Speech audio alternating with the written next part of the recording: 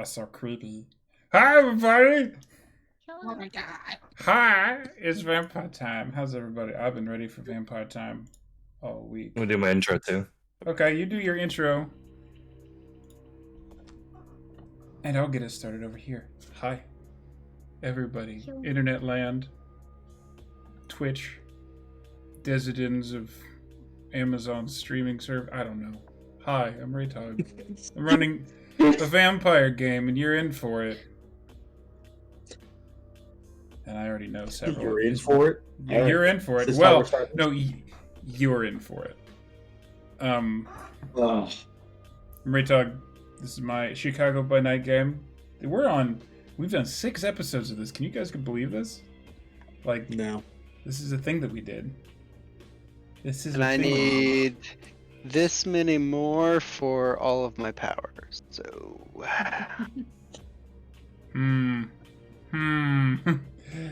Oh, you're calculating XP gains. I see. Yes. I'm always calculating XP gain. Ever building power. So, as I adjust a few things, hi again. So this is going to be episode 6 of our Chicago by Night Chronicle. I got a couple great friends now. I'll have a couple other great friends later. Doing a Chicago by Night game. Some of these people, Mizui, are brand bleeping new. This is an adult stream. It's brand fucking new to Vampire, and Fuck! we're not. There's no censorship on this. This is a vampire game. It would be dumb if it was. We watch R-rated movies here. This isn't PG-13. But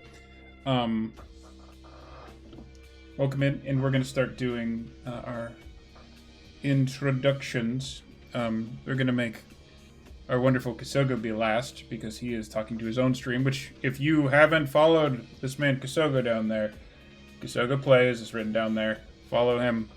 Top tier streamer, good times bartender. He's a good guy. There it is. There it is. Thank you, Mizui. He's terrible. He's horrible. He's horrible. He plays James, who is a there's been the most debate of any character has been about James, so I'll give that to you. So, Mizui, because you were kind enough to do the shout out and expose yourself, I would like you to tell us who you are, tell you who you are playing, and tell everybody on the internet where they can find you while I bring this up. Alright, yes, I am Mrs. Mizui on all of the services, Twitch, on Twitter, on Instagram, on TikTok. I do things. I stream occasionally, mostly on Fridays these days. And I'm here every Monday night doing this. I also play Mercy Grace. Mercy Grace is a brilliant bundle of sunshine and love and happiness, and she's recently been thrown into this dark, shady world that's much more familiar than she really wants to accept. So. Well, how's she doing with that? How are you doing with that as a player? That's a good question. As a player, I love it. I love this, good fall from grace that's happening. This, descent into the darkness. That's the name of the chronicle. That's the name of this part of the chronicle. I did that. Picked up what I was putting down. It was good. It was great. It was beautiful. And so I'm really enjoying taking this sunshiny, happy-go-lucky girl and letting her kind of see what this beast in her brain guides her towards. Mercy is handling it in really interesting ways. There's a sort of a war in her brain about whether or not she's going about everything as normal or if everything's crazy and she's afraid. And that's you and your beast arguing. That's what that is. That is. And this is a absolutely brilliant segue from the least experienced character and player, maybe to the most experienced, in my chronicle at least, because I know some of you got some LARP rep history like I do. Matt, tell me who you are, how you've been, and a little bit about the character that we're playing that I'm changing this to right now. I've been good. Long week last week after game. That was fun. I am Matt. You can follow me on Twitter at MattofTheH. I play Maggie, the Ventru, as evidenced by my little character pop-up. And while I may be the most experienced in the Chronicle, I assure you that Maggie's aspirations are far beyond it. So we'll see how far she gets. And also, our wonderful individual here is just barely dipping his toe into the streaming world. He's gonna hate me for doing this, but this is him. Follow him in case he chooses to actually do streams and stuff. He's also a fantastic DM. He runs my 5th edition D&D game that we've been playing for, what has it been all that, like more than a year? What is it, like 2 years now? Somewhere in there. Allow me to look at my D&D book. It's been a bit. It's been a bit. Since 2018, at least. 2018. That's how long we've been doing. Alright, since we're just doing it this way, going from the middle and then going left. Wonderful wife, you're going to be next. How are you? Who do you play? And where can people find you? Yes, this. There it is. I'm doing pretty good. Nobody can find me on here, really, unless I'm playing games with you. But I'm Tia Noor, or Jen. I'm the wonderful wife. I am playing Six, the ghoul on loan from another rather powerful On loan. vampire. On loan. On loan. Yep. Yeah. Fantastic. I have a whole lot else to add. That's fair. I do have a small thing else to add. So when I started streaming, we got this little goofy like light board thing that never really worked because the light just kind of blows out behind me. It doesn't really look as fantastic on camera as we wanted. But one of these days while I was at work, I came home and this was on it. And I cried a little bit because it's wonderful, and it's wonderful. It makes me happy. So that is the wonderful wife playing Six, the one non-vampire in the group, which I find very interesting choice. I haven't seen it so far. So going all the way around, Seamus, who are you? Who do you play as I bring up your character profile? And how you been this week, man? I'm Seamus. I don't really have a social media presence so much. But I am playing Golden, as you can see on the screen. Droid or DJ. Beyond that, recover from Thanksgiving and all the deliciousness therein. Recovery. But other than that, I mean, yeah. But other than that, doing well, ready to play. Last week was a bit of cliffhanger. There's the alcohol. A little bit of a cliffhanger there.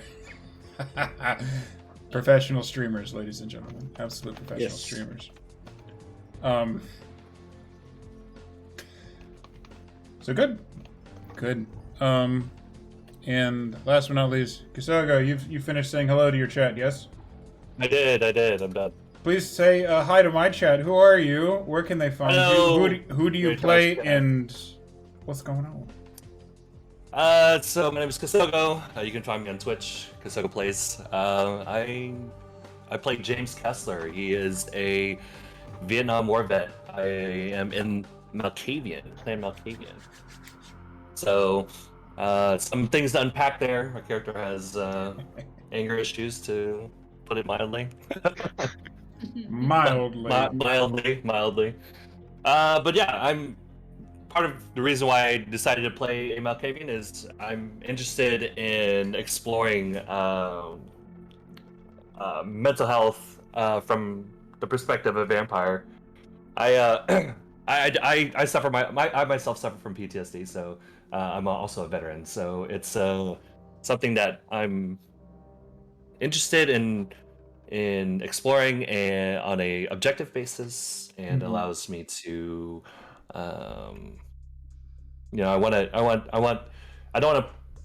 I've played vampire for a decent amount of time, and most of the people who play Malkavian just usually play like wacky psychopaths and sociopaths, and I don't want to treat the clan's mental illness as a joke. I want it to be real. I want it to be realistically portrayed. So that's the goal for me. And I'm actually very glad that you brought that up, because that is a big portion of Vampire and why I'm even interested in playing it. Fiction is a fantastic way for us to look at things in the real world in a safer light, I guess you could say. A light that is more easier to look at objectively when it's not coming from yourself. I myself have used fiction in the past to deal with a lot of things. I've learned life lessons from fiction that I wouldn't have in real life because I haven't had the role models to do it. I learned that if you could do something, if you could help, you have the responsibility to help, from fucking Spider-Man. Like, fiction can help people become better people, and I'm interested in exploring fiction, especially in a game like Vampire that is designed to study the human condition from the outside, from creatures looking in, wishing they could be human, but aren't. So thank you for bringing that up. Thank you for getting into the deeper portions of Vampire briefly. And besides, that's just a great fucking segue to get into the game. So finally, I'm Raetog. I've been playing Vampire on and off, mostly off, since like the 90s. These gray hairs weren't here when COVID started, but now here they are. This is the state of it. Us old vampire, my friend. Us old vampire nerds were getting. I think long in the tooth would be a good way to look at it. And I'm running Chicago by Night, which was a great supplement by Onyx Path Publishing. Gave me the inspiration I needed to, along with the greats of Twitch, like LA by Night. And there's some fantastic Vampire streams going on right now. Right now, New Orleans by Night is literally playing. I follow them and I watch all their VODs. You're not wrong, Dixon, either. But getting away from that, you guys all ready to do a vampire story? Murder people, yeah. Oh, that's not what we're doing. Okay. Cool. Mental note. This is where the timestamp is. Yeah, don't do that. Sorry, we're checking a professor that is taking advantage of students. Yeah.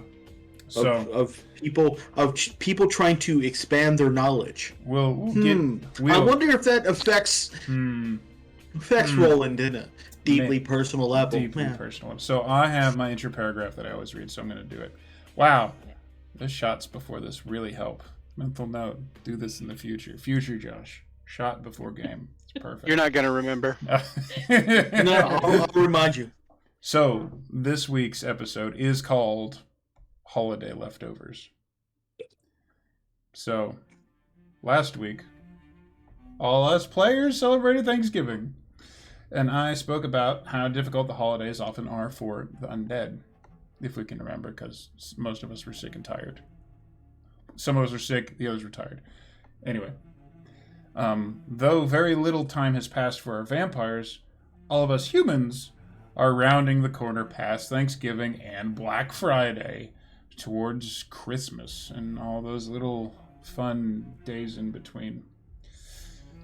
A notable part of the holiday season is leftovers.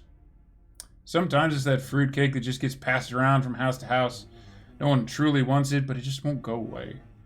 Sometimes it's bringing up the willpower to eat the same thing for a fourth day in a row, even though you know you don't want to, but simply because it must be done. Otherwise, it's all just a waste.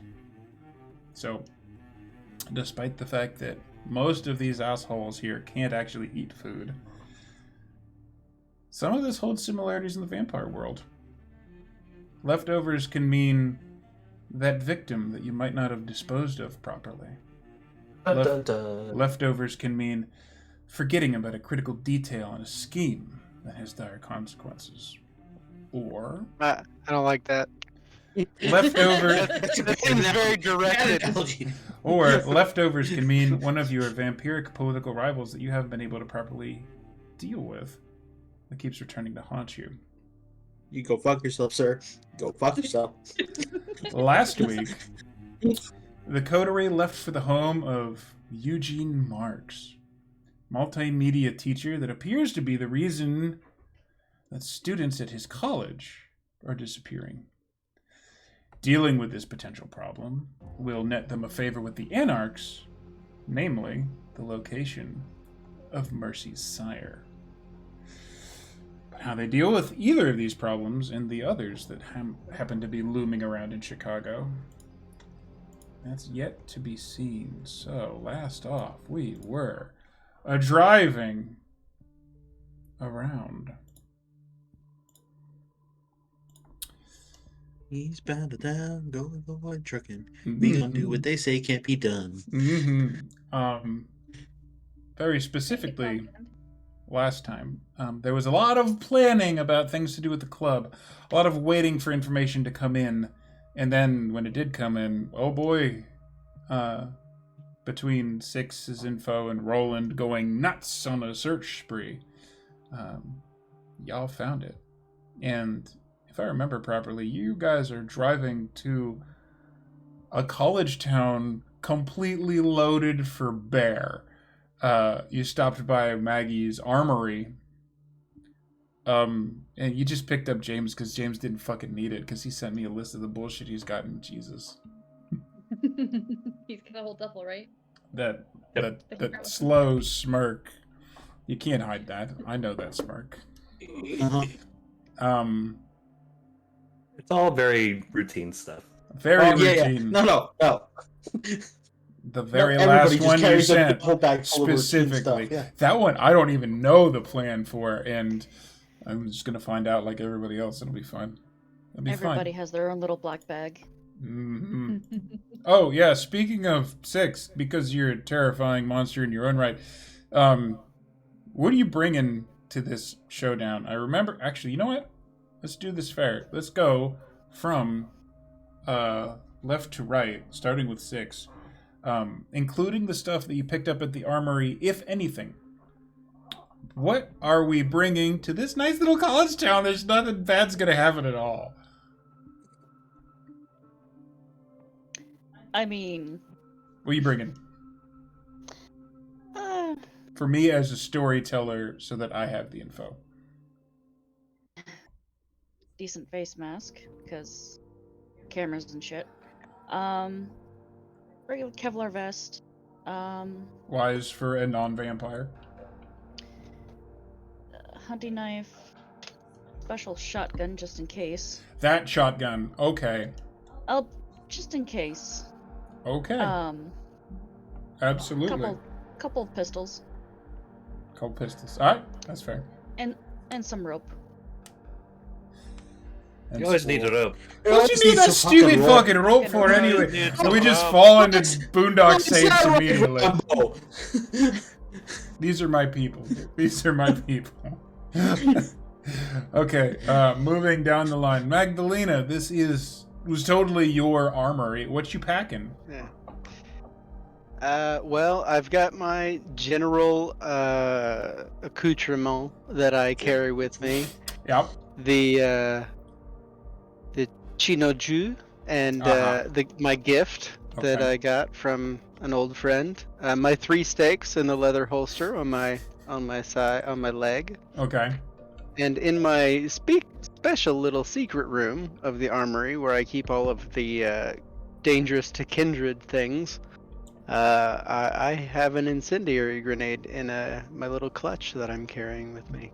Because as well. Just in case. Everybody should have a purse grenade. I miss white phosphorus. Okay. So that's that list. Mercy. Thermite on the way now. Mercy, this is very, very new to you. And I believe a few things got picked out for you. But what are you bringing? And I guess more importantly, how are you feeling about being in an SUV, a very nice SUV, full of monsters, packing lots of weapons? Yeah, Mercy only just has a couple of small pistols. A couple extra magazines, but not really much, and she's not really so sure she's on board for this. I mean, it's not that she's against it, but yeah, she's handled some guns in the past, but not really, and these people are carrying some serious weapons, and she's just not really sure if this is a good idea. Why is she here? Are you sure that you want her to be doing this? I mean, she knows which end the bullet comes out of. And all how that did matters. and You and I are in the same position there, Mercy. I have a pistol. I'm glad that I planted you two next to each other. The best way to teach you anything in the vampire world, if you want to learn how to swim, we just throw you off the deep end. I hate how right that is. That's Maggie's philosophy for most things, so... Mercy's stealing it. Mercy's definitely experiencing the deep end. She's got a couple of guns. She's like, oh, do I need these? Well, Maggie was like, hey, I know you're a PR person. Here, manage the entirety of this. And then, here's some guns. We're gonna go shoot somebody. Yeah. That's kind of her thing. With half of that thing than the other half. And I guess, how does the insinuation to Maggie, how does she feel? Not Maggie, I'm sorry. Names and shots. How does the insinuation of potentially finding your sire because of this act, the vampire that made you, is that sitting in her thought as she watches the city pass by in the car? Not yet, because right now there's this big esoteric horror of gun.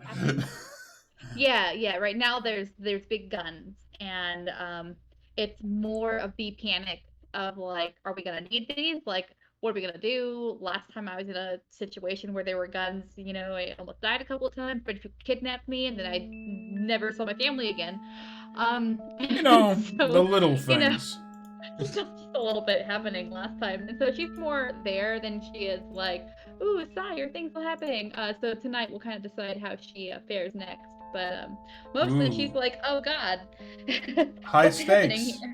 High stakes. Okay, so James Kessler, you just got drug into this, and boy, you're prepared. How's the bag looking?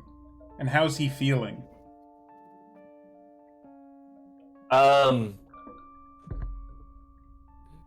After I had that conversation with Roland in the back, and we looked up as much information as we could, I moved back to my seat, and I'm just, I've got the bag over, my duffel bag over my lap, and I'm just kind of like staring out the window. I feel the anger just like bubbling up. If there's something that James can't stand, is people taking advantage of the weak. Which also runs contradictory to his belief that the weak need to get with the program or they should die.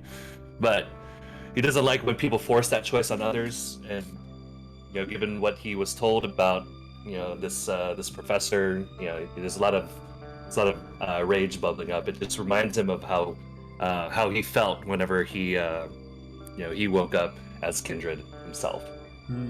I suspect the dual beliefs of protecting the weak and the weak need to fucking get with it are particularly grating around the persona just in front of him in the SUV of Mercy Grace right now. Would that be inaccurate? No, absolutely. She, in a lot of ways, epitomizes everything that he hates about. He has been in her situation. Like, he has woken up, have no idea what's going on, He had nobody to teach him. He had to learn everything on his own. She has all these people to teach her, and she's in probably the safest place that she can be. He was in a war zone when he got turned, and no one was around. He had to learn all his own, and she has all this help, and then she can't even get with the program. It just makes him angry. Ooh. Yeah. Lots of stuff going on. We got lots of feelings happening. So, Mr. Roland, Sir Fish Out of Water, DJ, artsy person, entertainer, political assassin? What's happening? How you feeling? What you bring? Political assassin? I don't know what you're referring to. I don't have plans. Anyway, By the way, the political assassins aren't the ones with the plans. It's the person who hired them. Yeah, I don't have plans. Anyway, anyway, what he's bringing to this laptop, he has 2 cell phones, the gun he got from Maggie, and another handgun, as well as some earbuds. But feeling a confliction, like he really has this deep anger about what he discovered, because one of his personal tenets is very much learn all you can, never stop learning, because then you become stagnant, which is why he's so into technology. But he feels like this man took advantage of people who were trying to accomplish the same thing that he has, and that's really grating on his beast. And then he probably should have, and then he probably should have fist bumped James after having that bonding moment. He's really, he's regretting really it? just. That's not happening. He really just. He felt that was a good moment. He probably should have done. Wait, did you put your fist up for a fist bump? No. Okay, because if you did, I'd be just like look at it and be like, just turn it away. No. That should have been like that was the moment that he was Could looking have forward to. Could happen. Bond. He's envisioning the Schwarzenegger Predator, like son of a bitch. Could have been all the could have beens. Oh, tragic. Everybody out there who ships James and Roland cries a little bit. Oh man. Anyway, but that's his mindset going into this. Like where he's at. Okay. He kind of really wants to rip this guy apart. So, you guys do some driving. You actually have plenty of time to sit and be with your thoughts, because as it was explained to you by the Anarchs to start with, this location is of Harvey Olive College. Or Olive Harvey. Yeah, Olive Harvey College, sorry. Is right on the border of East Chicago, and that's like an hour and change drive. Even from where you picked James up from his night watchman job. It's a bit. So you guys spend the period of time, most of you probably in silence. 6 driving, Maggie in the passenger seat as always, and then the 3 of you just locked in the back together in a deeply, probably uncomfortable, ominous situation. But as I mentioned before, as do you want to add something? Yeah. No, so while they're driving, right, like, there's this terrified, like, I've got so many guns in my hands and I don't know what to do with them or who I plan to point them at. But in that moment, she leans over to Roland and she's like, I think we should add something to the skewer on your cocktail. He literally seems like he's lost in thought, not really paying attention. Okay, so he doesn't really say anything, and she'll look at him and be like, oh, right. And she'll just kind of like look and be like, okay. And she in her brain, she's like, yeah, I'm just going to keep thinking about cocktails because that's normal. Sanity, it's normal. Everything's fine. It's fine. Great. it's weird, since becoming a vampire, panic attacks have been slightly less overwhelming. A, because even though you should have had them several times, you haven't really had a situation to. And B, the beast is so much worse. Like, a panic attack is like maybe 2 or 3 out of 10, and the beast can go all the way up to like 12. It's a harrowing experience, but you're probably definitely having a small panic attack right now. Yeah. Does anyone have a hair tie? I seem to have forgotten one. About the zip ties I have in my bag, and I say nothing. Mercy starts rifling through her purse and creates 3 different colors. There's a blonde, a brown, and a red. I'll take the red. Thank you. I was gonna say I have one, but I'm not there. Where are the guns on Mercy at this point? Where are they? Do you just have them in your lap? Probably. No, excuse me. One of them is the pocket of her blazer. Oh, she's a lady. She's gonna be like, she's just holding it. She's like digs through her purse, like the two professional. We go to Narnia real quick. Like, one is tucked under her leg, and the other one's in her blazer pocket, so she could like, you know, like all the bad spy movies where they've got the little gun in their pocket, and they're pointing it at people through their like purse or their pocket or whatever. Yeah, that's where one of them is, and the other one's tucked under her leg while she sits in the car. Fantastic. Just on the seat. Can I see it tucked under your leg? 6. By the way, you're driving, and you can catch this in the rear view. You should definitely keep your eyes on the road, but boy, it's distracting. The safety's on. She knows about those. She knows about those. She knows about the safety. She knows about those safeties. So. Red means it's on, right? Yeah, it's fine. I swear to God, if I have to pull this fucking SUV over. The bullets Turn come out of this this bus point, around. Right? Just look at it like, hey. I think there's some dark in there. There's a little bit of like spinny things on the barrel on the inside there. Oh my God. Do not. Hopefully, you will not have to turn this bus around. Yes, but no. James could definitely see that one of the guns is like tucked under her leg in the car seat. And then she'll just like pass the hair tie up to Maggie. Thank you, dear. And Maggie, as you go further and further out, past the main city of Chicago, the sprawl that you're used to your ventru senses, you can feel the air just getting, what's the word? Poorer, that's it. As just you, like where I grew up. Game, you guys. But it smells nicer. Man, Thames doesn't smell that nice. Oh. Yeah. You gotta know where I grew up. It was not pleasant. No. I can attest the smell of Chicago. Yeah. I'm both sorry and slightly amused only in this moment.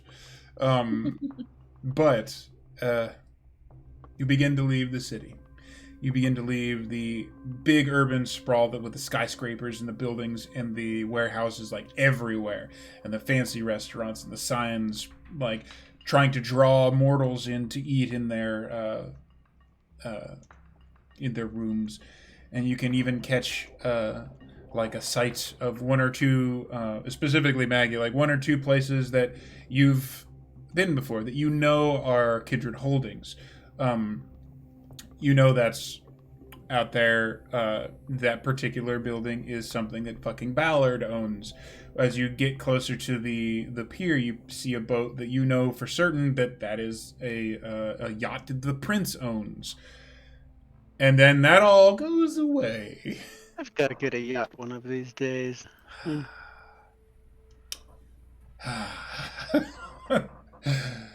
But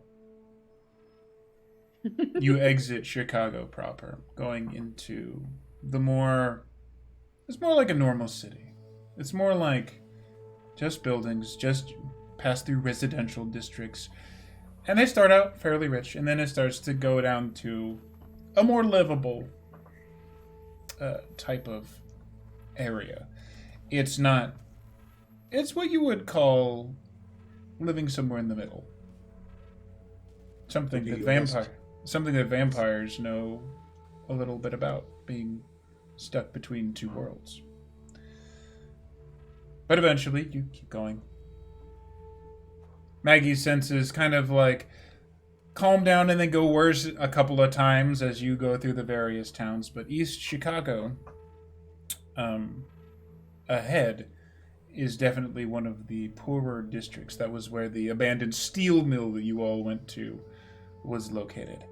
But you don't go quite there. You go right to the edge. Before I forget, Maggie also would have her literal mask with her, kind of taking a note from Six these nights. What's she got? It looks like this. Oh, fancy. Very fancy. You got like an actual mask. Like a masquerade mask. Set of pen. Literal. I do not have a mask. It's fine. It's fine. Okay. I believe your known face is your mask. Yes. Is it Batman or Bruce Wayne? Well, considering I think if I wear an actual mask, that'll actually give away more of what my identity is than... It could. As you do your stage performances whilst a la Deadmau5. But eventually, you guys find your way to the area that is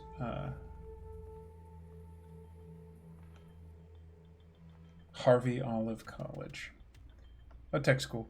Not a whole lot to it. It's nice in a very simple sort of way. It's nice in the... This is definitely a place of learning. This is a place where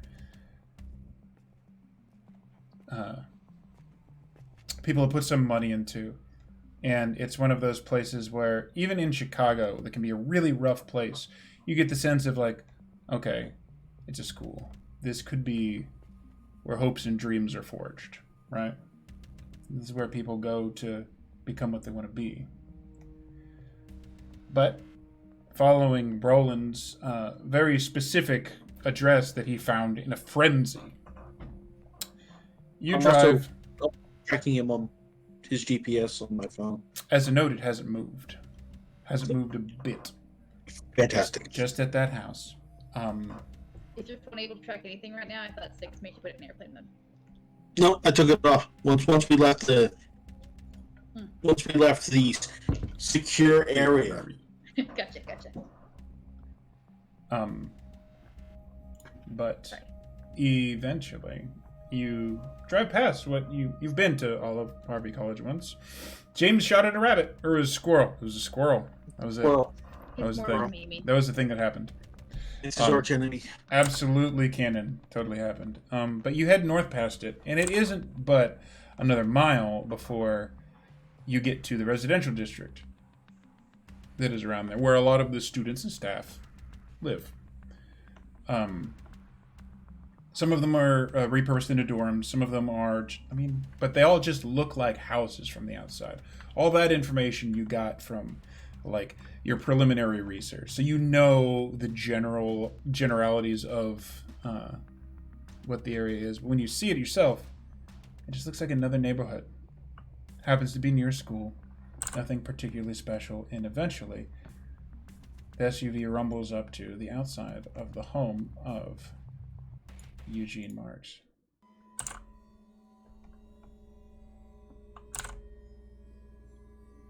So at this point, very simple house. Looks like everything is normal. Lights are on. It's dark out. What do you guys want to do? I turn on Pride of the Valkyries on my phone. Let's fucking go! I'm kidding. Polka plays instead. No, not happening. Not happening. I get out of the car immediately, and I say, I'm going to go do a perimeter check. And so the car is stopping there, to be clear. How are you guys handling all of it? 6, first and foremost, let's park a block or two away. That's what we're parking down the street. And Yeah, maybe we haven't stopped, and we're not going to get out of the car. Slightly, okay. Okay, cool. Tuck and roll. There are sort of blocks. It is like one giant, like, cul-de-sac sort of thing. So there's, like, the road has, like, one big, it's, like, one entry and entrance, and it, like, spreads out and around to all of the other residential houses that are in there. And it's got a few, like, crosshatches of streets and stuff. But there's no convenience stores or anything. There's no, nothing that's not residential in this particular block. There's a little bit of foliage and stuff, so it's somewhat secluded as well. But when we drove past the house, did we see any lights that were on at this hour? It looks like, as you see here on this picture, there are some lights on. This is what you drive past. Okay. That house looks like it has a basement.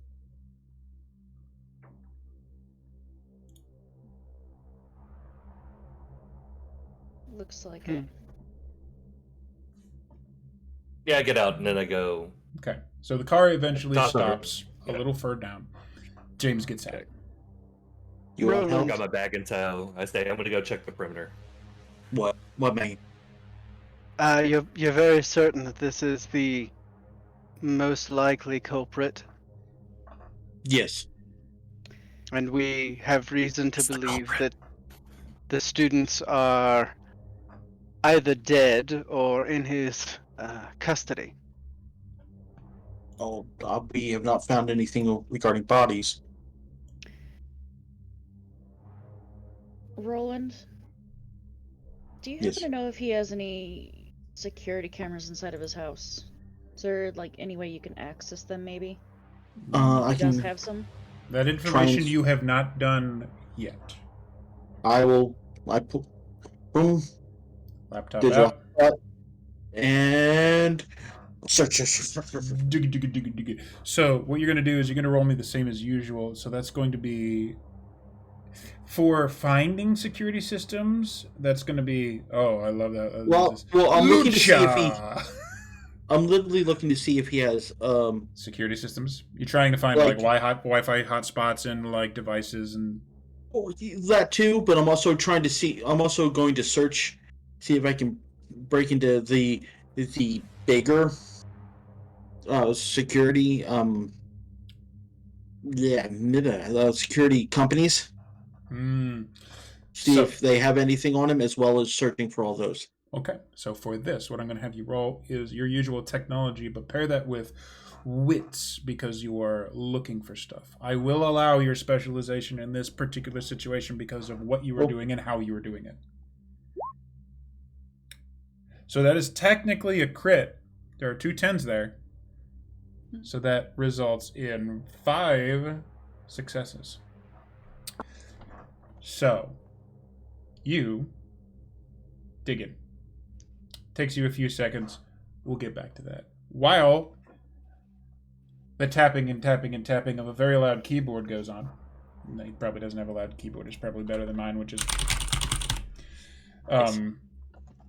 what is everybody else doing? Because this will take them a moment. You are a stopped SUV in a residential area. Well, I've already gotten out. I'm going to go scout the perimeter. I'm going to go check to see what the physical security measures look like for the house, entrances that I can get in. Are you going physically on the property, or are you just doing like kind of a walk by, like you're casing the place? I'm going to case it. Okay, so that's going to be the awareness skill with the stat of wits.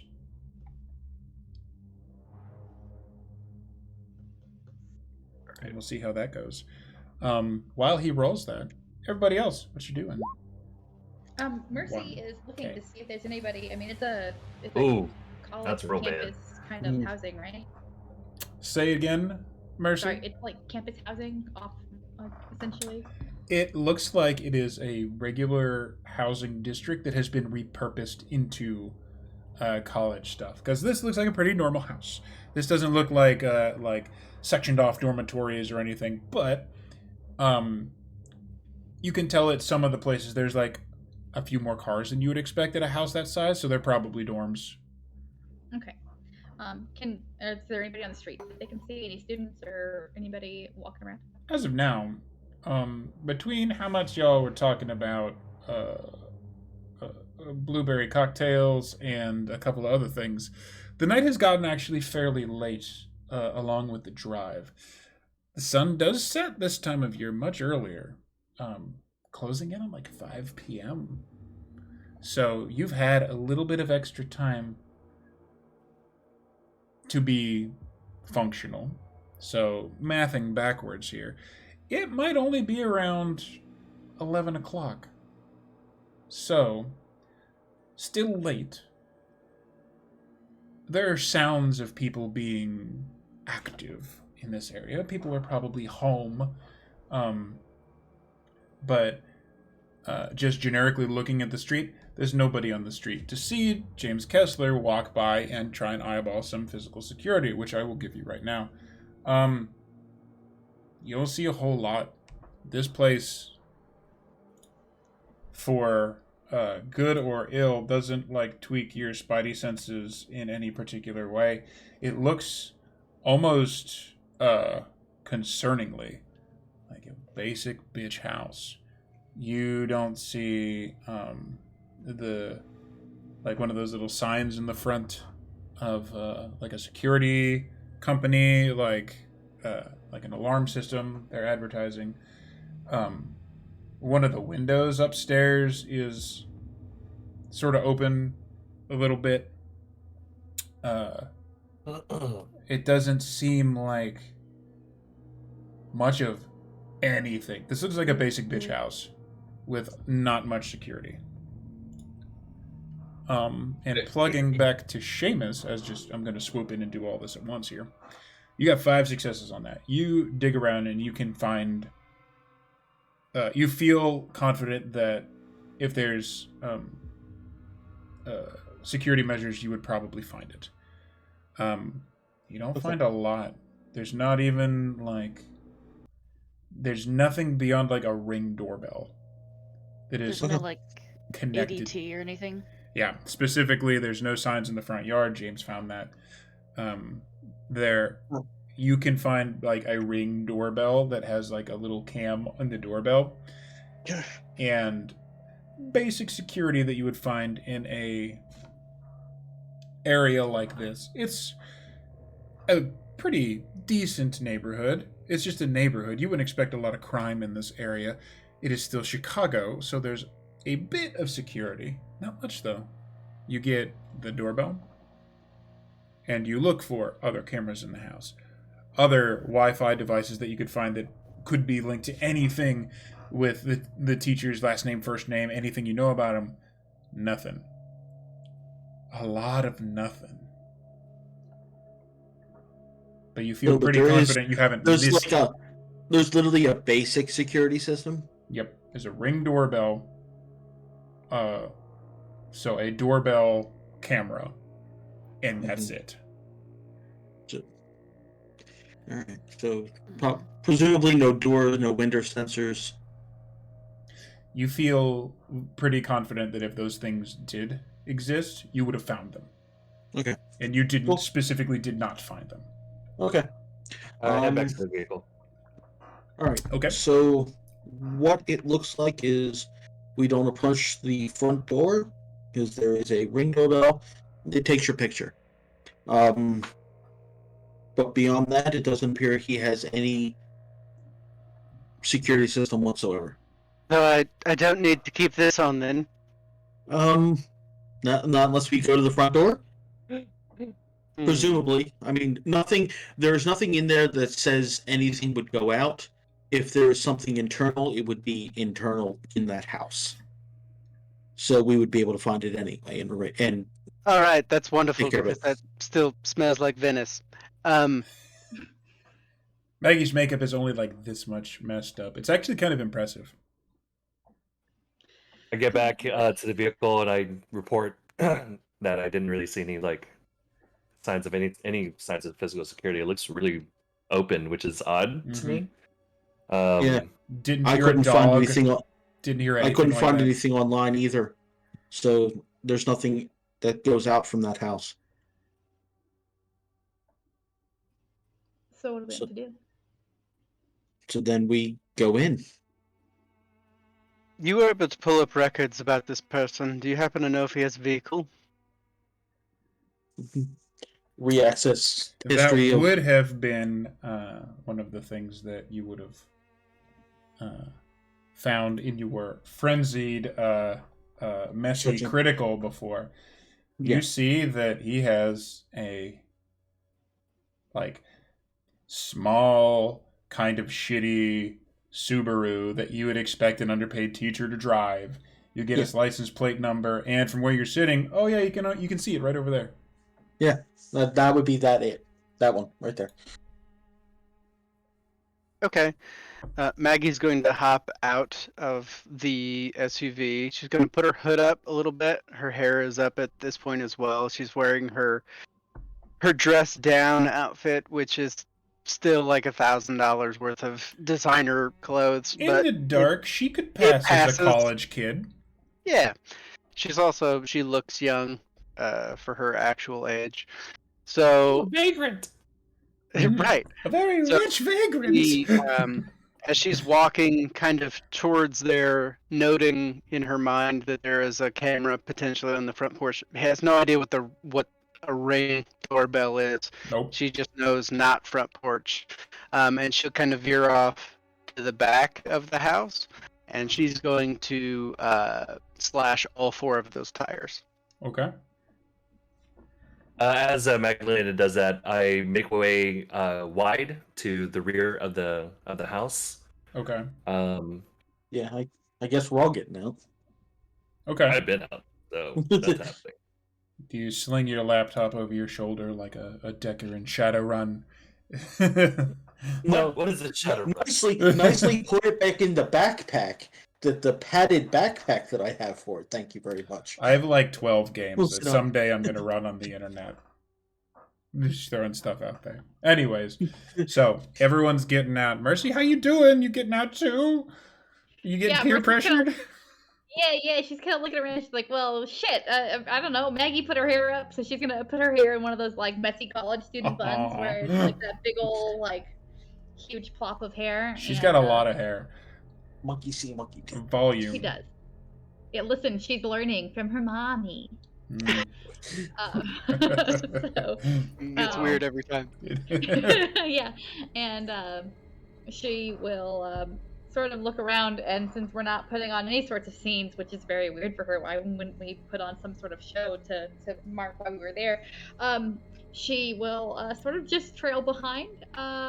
She's not really sure what she's doing or what she's supposed to be doing. Nice. She's probably got a gun tucked into her coat pocket and one in tucked into the back of her jeans, like a bad cop in a movie, you know? Nice.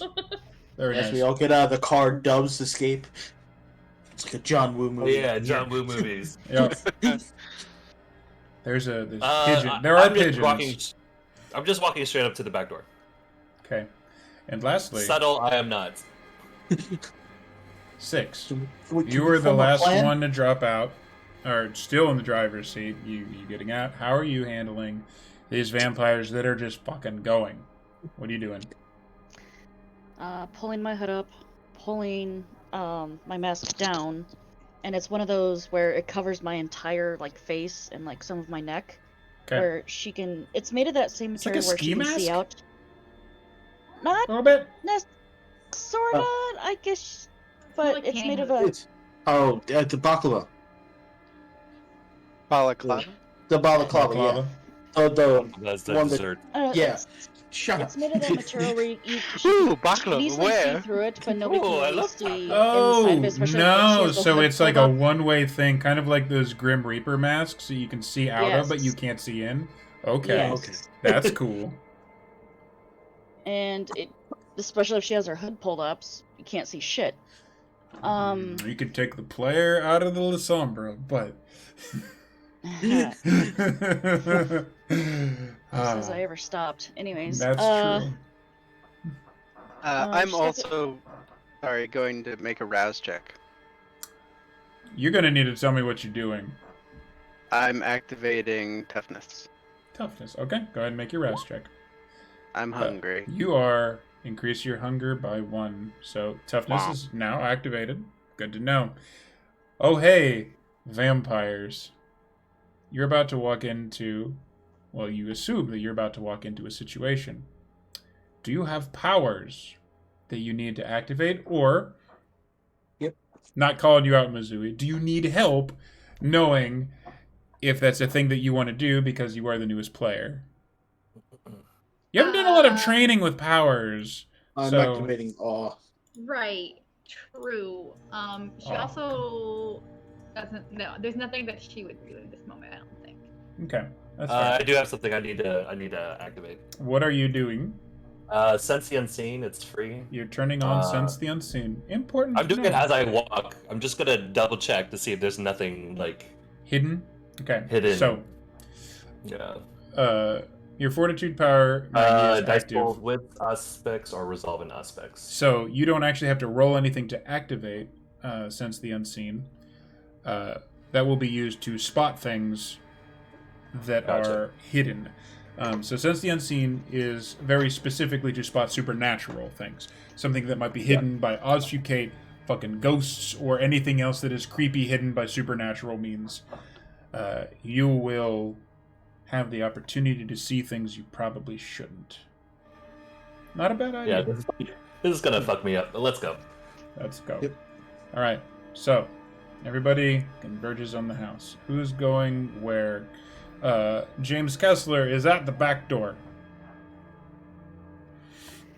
He's already going there. He's a man on a mission. He looks like he's done this once or twice. How is everyone else confirm or deny such allegations.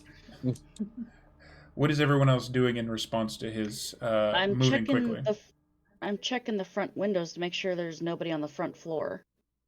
That could easily make a run for the front door if somebody comes in through the back door. That's fair. Awareness and wits roll, that will be. While she does that, what is everyone else doing? So we can keep it rolling. She's still taking her cues from Mommy Dearest and following at a distance. She will kind of just trail. I'm working towards the back door myself. Oh. As soon as I arrive at the back door, I move to the side, to where the door is easily openable on my far side. You're stacking up on the door? Yeah, and then I'm checking the doors, and I'm listening to see if I hear anything, and my hand is on the doorknob. Okay, so also for you, James Kessler, awareness and wits. So, with 6, the curtains are all drawn, so you can't get a great view in there, but you can look for motion at least. And you take a minute, and it's still, very still. You wait for a few seconds to make sure, and it remains to be still. James, you're in the back, and you're stacked up on the door. You got your ear to the door. I draw my 45. Okay, good to know. And you listen. And you listen carefully. Quiet. Very, very quiet. You can hear distinctly the TV going in the house next door. In a separate house. This house, I would say crickets, but there aren't any.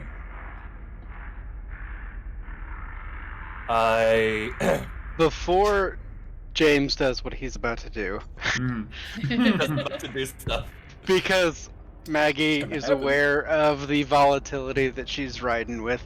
After she breaks the slashes all 4 of the tires, she's going to come up to the door and go, Give me one moment. I might be able to do this far easier.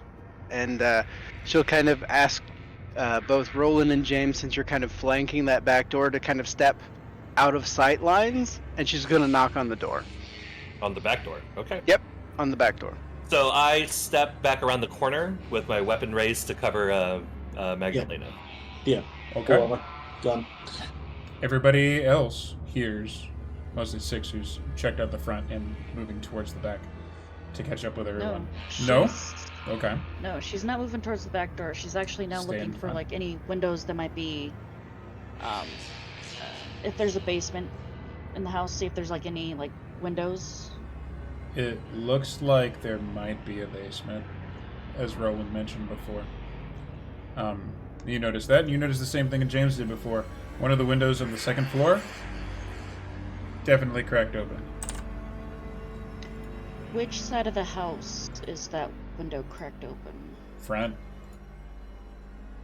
Right on the front. So, while you're looking at that, knock, knock, knock, knock, you hear from the back. A second. 2. 10. 20. There's no response.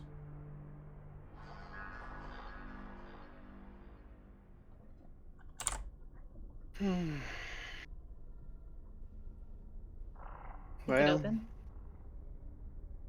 yeah, Maggie will try the door. So are you trying the door like a normal person, or are you trying the door like a terrible monster? At first, I'm trying the door like a normal person. Grab the hinge. I was just going to say pull the handle out. The back door appears to be locked and flimsy. Well, Maggie's gonna push a little harder. I reach into my bag and grab my entrenching tool. Okay. Please describe to everybody what it is you fucking pull out. A 1970 U.S. Army entrenching tool is has a folded the blade folds down. It is sharp on the edges, so you can use it to be very disappointed in somebody. It comes in a pouch, and it's a all wood handle that's been polished. So I unfold the entrenching tool and I hand it over to Magdalena to see if she wants to pry the door. And if I'm correct, this is like a trench shovel, right? It looks like a shovel. That's right. Yeah. Maggie's you have a picture of it. Yep. I'm just making sure. Viewers don't have a picture of it.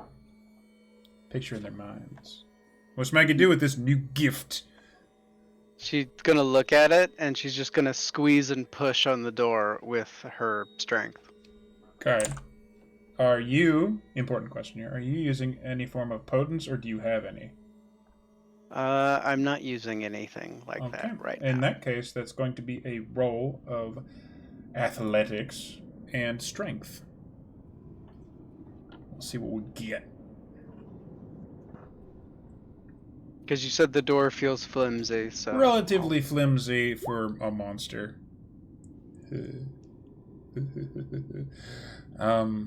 Messy crit. Nope. Nope, you squeaked it this time. You squeaked it this time. That's a 1 on the blood die, which, if that whole roll would have been a failure, we would have had a problem. If that would have been a 10 on the blood die, that could have been a problem. But it wasn't. This time. So that results in 3 successes. So how strong is this better than door? Average.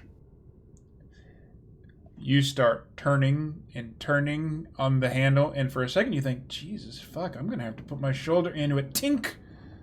The knob breaks. You needed 2. You got 3. I appreciate it, dear.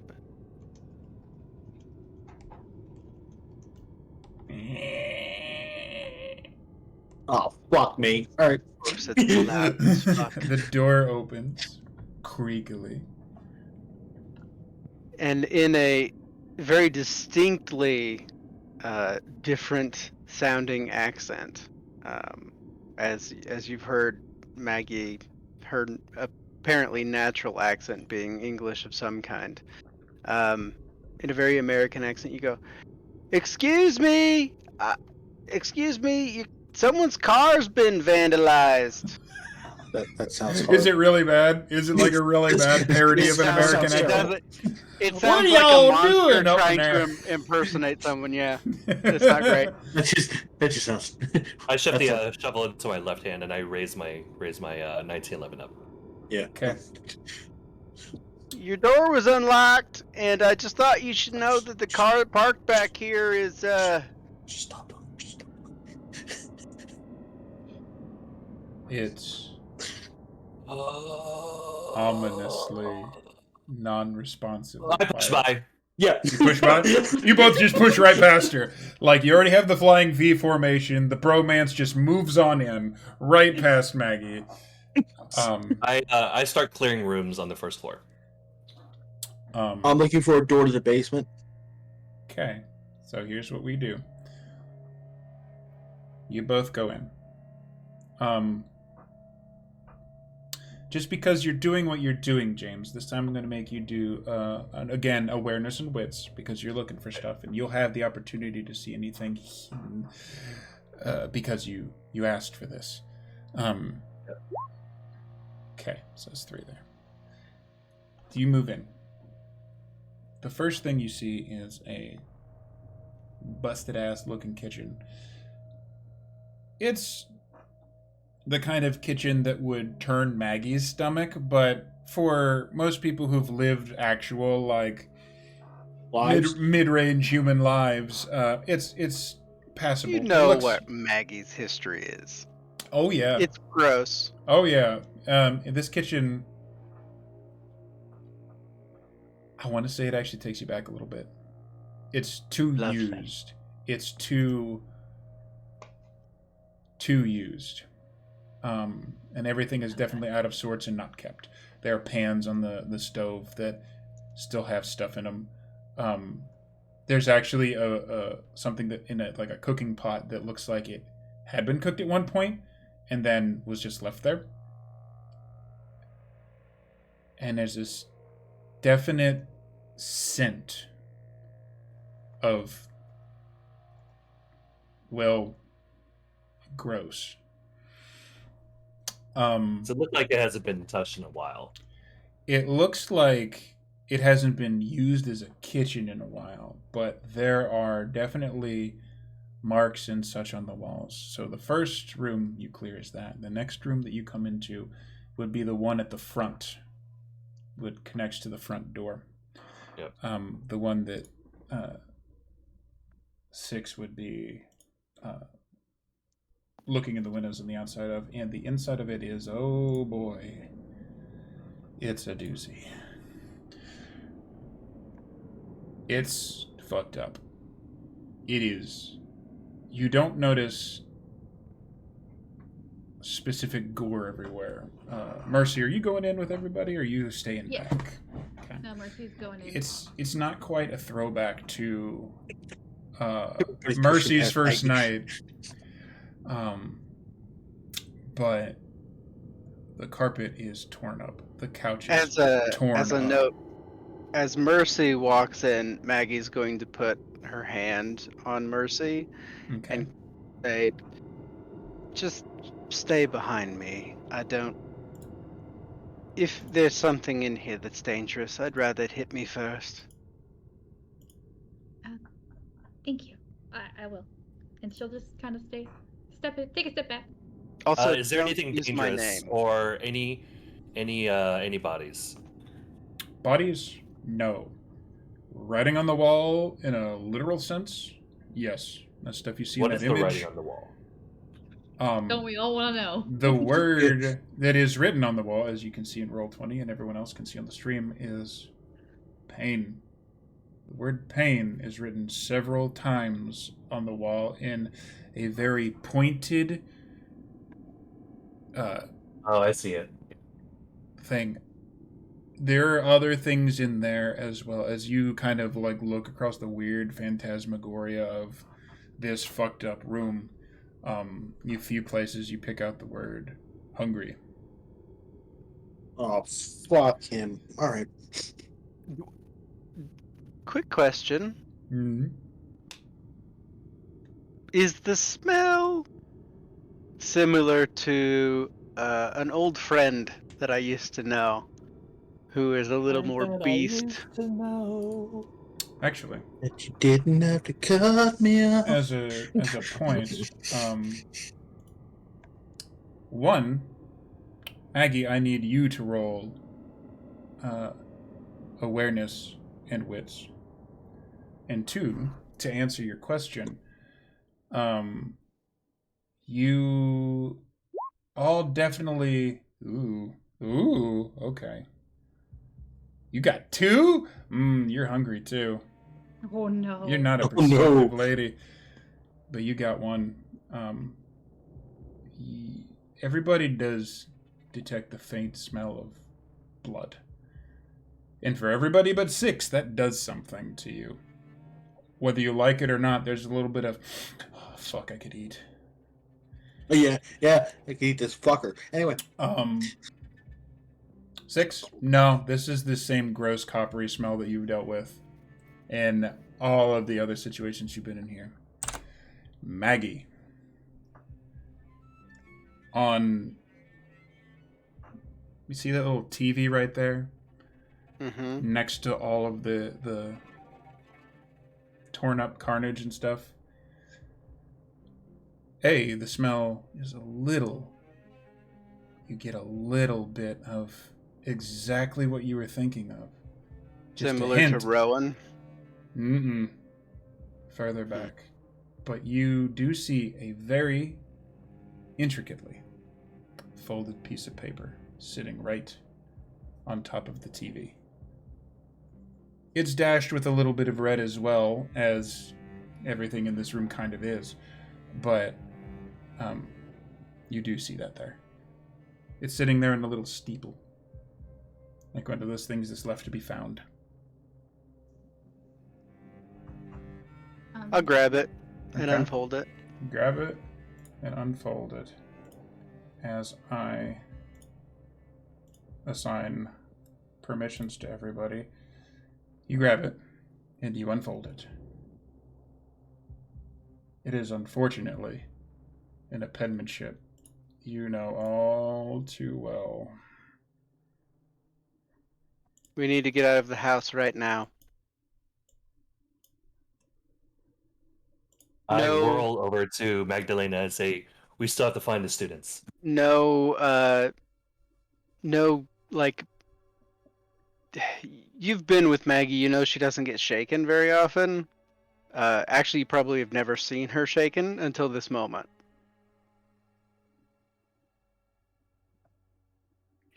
She looks at you, Mercy. Do you go over to Maggie when you're saying that? Because if so, you do have the opportunity to see what is written on that note.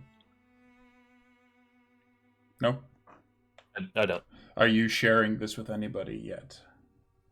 Not yet. But I'm going to look at Mercy and I'm going to say, you get back to the car right now. Would Mercy have been able to see that over her shoulder, given her... If you want to, yeah. Position? If you want to, okay. Yeah. Yeah. But yeah, then Mercy, very fond of her new vampire speed, will just turn and book it for the car. So you're using celerity to get the fuck out? Absolutely. You are... Maggie is shaken. Gone. Mercy can see that Maggie is shaken. She's gone.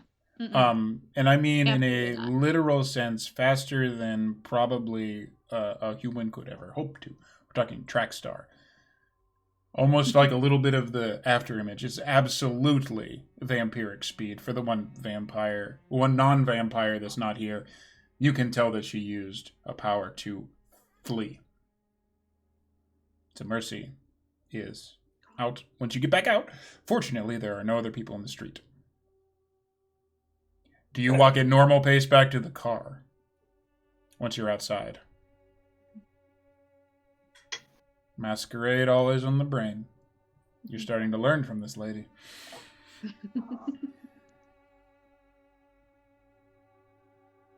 Yeah. We have to find the students.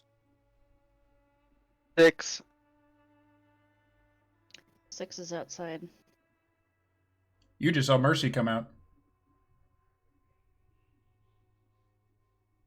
And she's walking normally, but with quite the pep in her step back to the car. Where are you going? Back to the car, Maggie, and she'll pause and she'll be like, fuck. She told me to go back to the car. What's 6 doing? Kind of gave Mercy a strange look and then slowly start making my way towards the back door where the rest of them are. Like, want to know what the hell's going on. It's not but a few seconds before you walk in upon the scene of Roland and James around Maggie, who's holding a piece of paper, and she looks shook would be polite. 6. What the fuck happened here? Here's the thing. I don't think we have a lot of time here, and this is going to be very important. Has your benefactor made you aware of any of the personal requests I've had him looking into for me? Certain I'm people still looking for a basement door. from my past that might be here that I'm looking for? While this conversation is happening, so Roland's looking for a basement door, awareness and wits. Is James doing anything, or is he just watching this transpire? I'm not. I don't want to waste time. If Magdalena wants to stop and smell the roses, I know we don't have time for this. We have kids. We gotta fucking. That's good. That's fair. We have to go. Fair. That's As you guys so what is James doing? So Roland's doing that. What is James doing? So I see the room's fucked up, but I don't see an immediate threat. So I continue clearing. I am trying to get to a place. I'm trying to keep track of where Roland is in the house. If he's checking somewhere, I don't want to check the same place. So I think I'm going to move upstairs. Once I establish my side of the house is clear, I'm going to move upstairs. So they branch off to clear the top. Yeah. Okay. Same roll from you. So same roll from you. Awareness and wits. Okay. Keep an eye out for traps. So, Maggie, continue your conversation you were having while the two guys were leaving. That's 3. Okay. You were talking to 6. I don't want to say his name out loud because I don't know if we're being listened to, but have you been informed of any of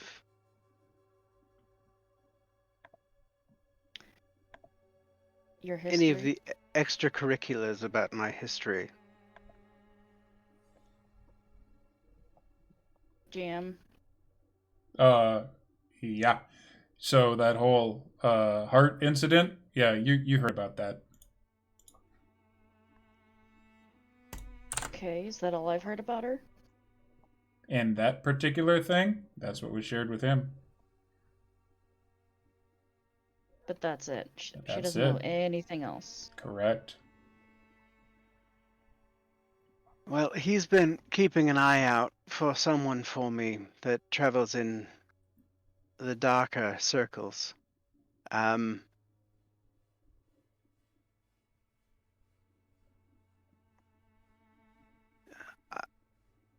don't know how to put this gingerly, but everyone that has stepped foot in this house is dead. I guarantee it. And the worst part is, there's a very good chance that we're all in a serious amount of danger. And as much as I would love to find these children, what we should do is burn this house to the ground right now and leave. And about at that time, that's where the camera angle in this movie shifts. First off, because he's impulsive, James, you started to head the opposite direction. So Roland is looking for a place to go downstairs. You are kind of leaning upstairs. You start clearing rooms. Most of them are boring, unassuming. Doesn't look like there's been a lot of action in them for a while. I'm checking closets too, just in case. The big one that you make any particular notice of with 3 rolls there is the bathroom leaves a little bit to be desired here. Jesus. It's... Where do you find these pictures? Google. Google. Google's great. Cleanups. Google's pretty great. Thanks, Google. Real life Viscera cleanup detail. I mean, I have that game. Maybe that'll be a holiday special. So you head that way. More to, and that's mostly what you find as you start to go that way. Roland, as I move us back downstairs into the room we were in before, you're looking for a way down with a roll of 4. One of them is a 10. It's not a crit, but still 4. Not only do you find a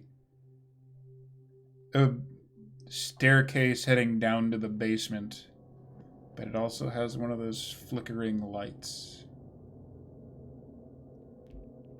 Really?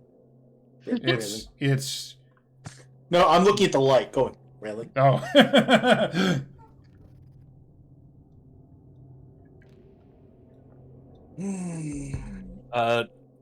Tog, just be aware, once I've determined the upstairs doesn't have anything of value information-wise, I'm just going to make my way downstairs. Heading back down. You will be occupied for a few minutes. Doesn't take a whole lot of time when you're clearing a room quickly, but if you're doing it carefully,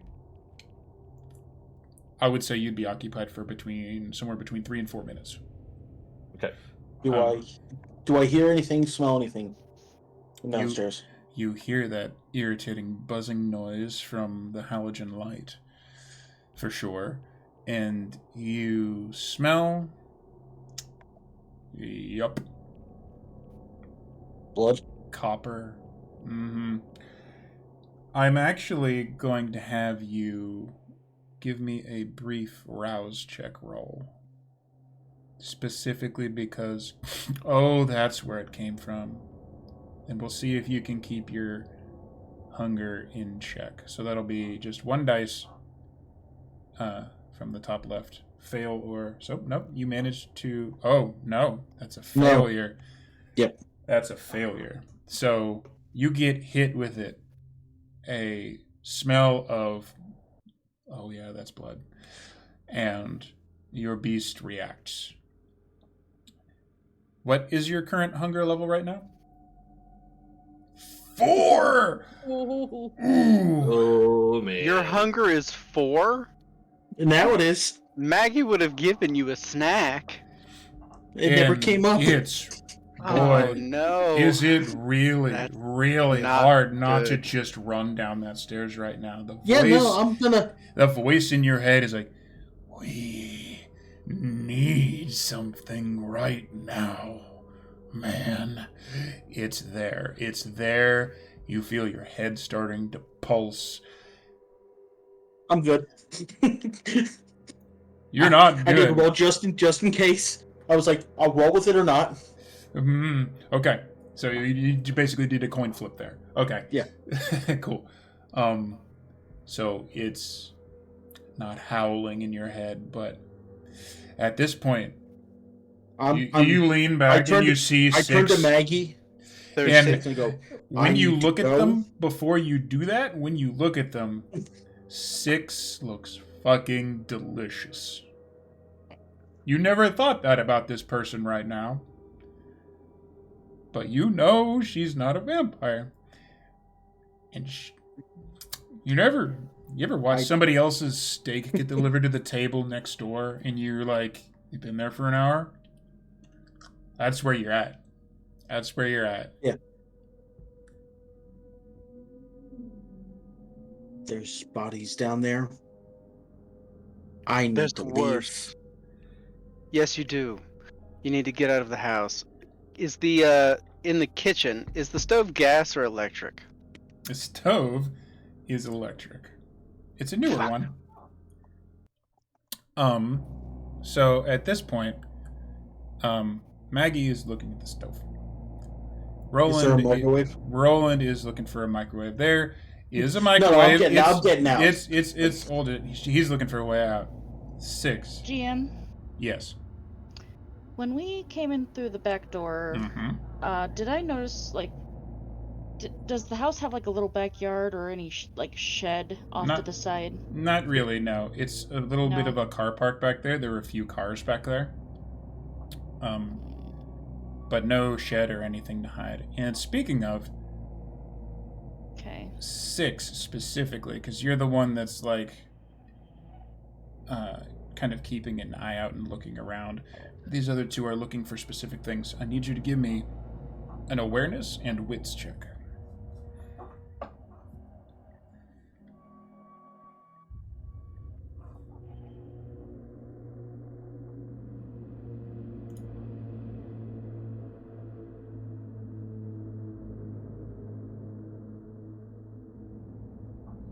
See how it's going. So Maggie, you're okay. That's 2. That's good. All right. Now Maggie, you're looking for. What are you looking for right now? Well, Roland is on his way out, correct? And then he's on his way out the door. Has James made his way back down the stairs with his bag yet? You hear footsteps on the stairs, like he's coming back. But more importantly, as Roland is about to make his way out, couple of things happen. We die. He dies. No mercy. There is. Would you say it would be fair to say that Roland is looking pretty unnerved right now? That is not the way I would phrase it. How would you phrase it? I would phrase it as he's on edge. Like, the fight or flight response is very alive in him right now, and it's going to go one or two ways, no matter what happens. It's going one or two ways. Okay, that's fair. He's normally not a fighter, but the hunger is getting to him, and he's on edge. Does 6 notice the way Roland is? Oh yeah, it's not subtle. Okay. It's it's very different from the way he normally acts. There's a lot of differences going on from the way people normally act, and specifically, Maggie and 6, you do see something very sudden. It's red, and it has what looks like perhaps barbs on the side of it. Comes straight down from the ceiling towards Roland, and well, let's just say hey, celerity. Shit's happening. Okay, so this is fast-paced music. Yeah, we are getting into the shit right now. So we're not really doing traditional D&D style combat here, but combat is indeed happening, which means James, you will probably be appearing in this next round. Okay. So there is something lunging at Roland here. To avoid this, I would say it would probably be... I want to say it would be like athletics and dexterity? And I believe... Okay, with... Let me see how you're... So, the particular celerity power you have is good against firearms.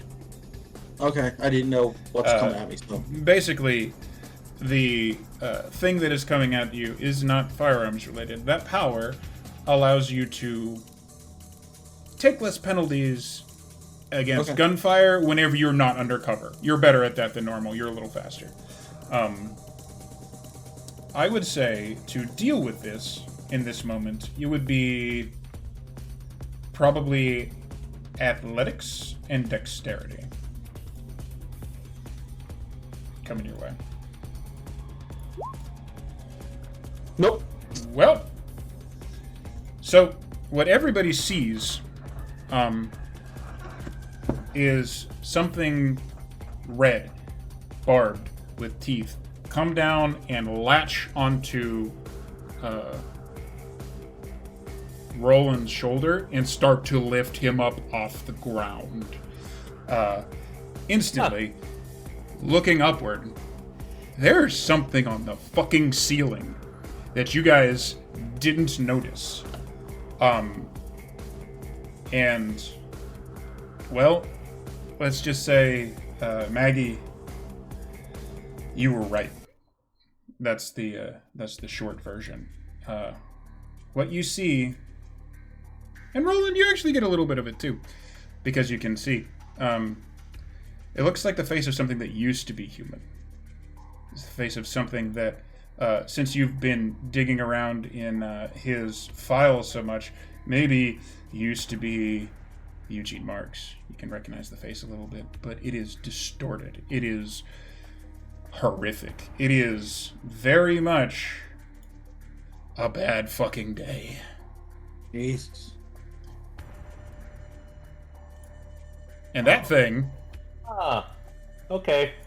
Nightmare. That nightmare fuel is literally lifting you up off of the ground right now. And because of the roll, that will mean... Roland, on your health tracker, you're going to take... that'll be 5 superficial. Yeah. Not pretty. Not pretty. Jesus. And Impaired. it is making a terrible noise. At this point, James, upstairs, you can hear probably Roland screaming. If he screams, would you scream? It was a sudden thing. I doubt it. Okay. Because it instantly just impaired me. You'll definitely hear a commotion. It wasn't short. It wasn't quiet. It literally instantly impaired me. I don't think I'd really make a noise so much. And I really hate to put it this way, but Maggie, you're always going to be at the bottom of the initiative roll because of how you made this. So Thank Roland last. That's how we go. 6. You are currently the only one present that can help Roland as Mercy Grace, who, I don't know, if you haven't made it all your way to the car yet, maybe you would have heard something. You know what? Let's make this fun. Before we have you go, 6, Mercy Grace, roll me awareness and wits to see if you can pick up that something has gone sideways and whether or not you can decide to help. If you don't realize it now, in about a round you will. In a round you will realize something has gone bad. A round can matter. A round can matter. Sorry, I'm looking for All is good. All is good. So it'll be awareness and wits. No extra dice. No extra dice. Yep. 1 success. You heard something. Something knocked into something. Pan fell on the floor, maybe. You heard something. 6. You're in the position to do this, and you're the fastest in this current situation. What is it that you choose to do? I'm reaching behind me and pulling my special shotgun out of its holster. You got the big one! Okay! I'm going to take aim and fire. Alright, so that's going to be firearms and composure. Maggie, in this quick moment, unless she is shaken with complete fear, you see 6 pull out the same shotgun that you recognized that started to fire into you the night Mercy was made. Mm-hmm. Maggie is a mix of fear and rage at this moment, so. Mm-hmm. Since I have firearms... Oh yeah, you definitely get... I have +1. You do. For surezies. Now's a great time for it. Are you fucking kidding me? That's not anything special either. That's just what she's got. So that is... The fact that it's a lot of successes. That is... I want to hear from you, Mr. 1, Technology 2, 3, Boy. 4, 5, Hey, we 7. all have our good points. That is not mine. That is 7 Okay. 7 out of 8. 7 out of 8. So that's got to be... All of these are hunger dice. I don't have any more hunger dice. See how this goes. So that's 7 successes. How far is this creature from where 6 might be standing? Oh, this is absolutely shotgun with close range situation. Okay. Oh, nice. Definitely. So that is... Okay. So, 7 successes. The creature managed to roll 5 successes. I should say Eugene managed to roll 5 successes. So that brings you down to a net of 2 successes. So you still hurt it. And that'd be plus 3 damage for shotgun close range, or is that 4? Plus 4. So you do... And it does aggravated. You do 6 aggravated damage to this thing. There is a resounding... hey, James, a shotgun went off downstairs. Hey, Mercy, a shotgun went off. And there is a screeing noise that sounds like it came from the James Cameron Alien movie. So... He chose the wrong target. I guess so. Actually, on that note, I gotta check something real fast. Oh, no. Uh-oh. Nope. Because of that, congratulations, Roland. Your hunger isn't increasing as it tries to feed off of you. Oh, thank you. So, at this point, Roland, you're dealing with this. James, you have just entered the room, seen the situation, but cannot act just yet. I'm going to say that you operate at the very end of the round, because okay. Maggie is here and can go first. Maggie, what you doing?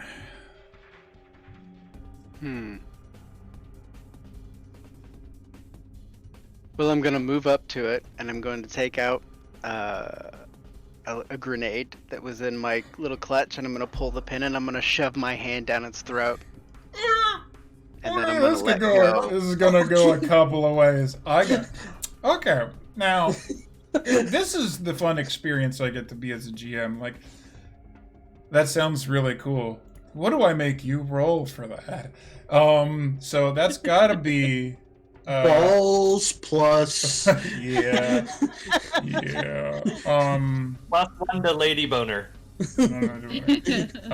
So that's got to be... You're physically moving up and doing it. So I'm going to say that's going to be...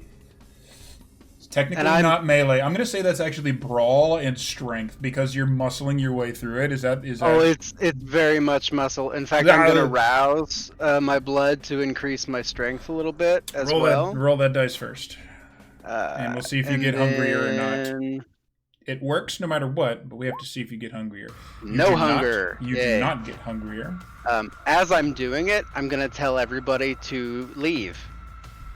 But in an angry way, like Maggie would, which is basically, you need to get the fuck out of here, because what's worse is going to be what comes out of that basement.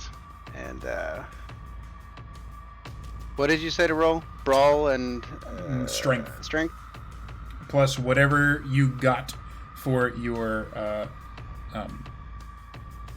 arousing of the blood. So that is 3 successes. So, see how this goes. If I can say real quick. Go for it.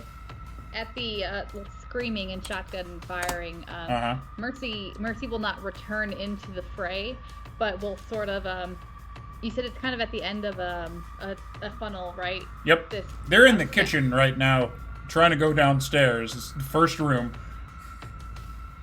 But no, I meant the house that we're at in the neighborhood. It's yes. kind of at the end of like a It is. So Mercy is standing a fair distance away, sort of near the car, because that's where she was headed. And now she's looking for random passerbys who may have also heard the shotgun and the screech of the demons. Nice. So you're getting a raise. You're going to roll me. Same thing we've been doing all night. Awareness and wits. So, okay, so you got 3 successes. Let's see how we do. So the fun part is you have a... Okay, so that's 2 successes, not a crit. But there's a 10 in there. Good. We'll resolve how all this shit works here. So you have a grenade in your hand with a pin pulled, right? Mm-hmm.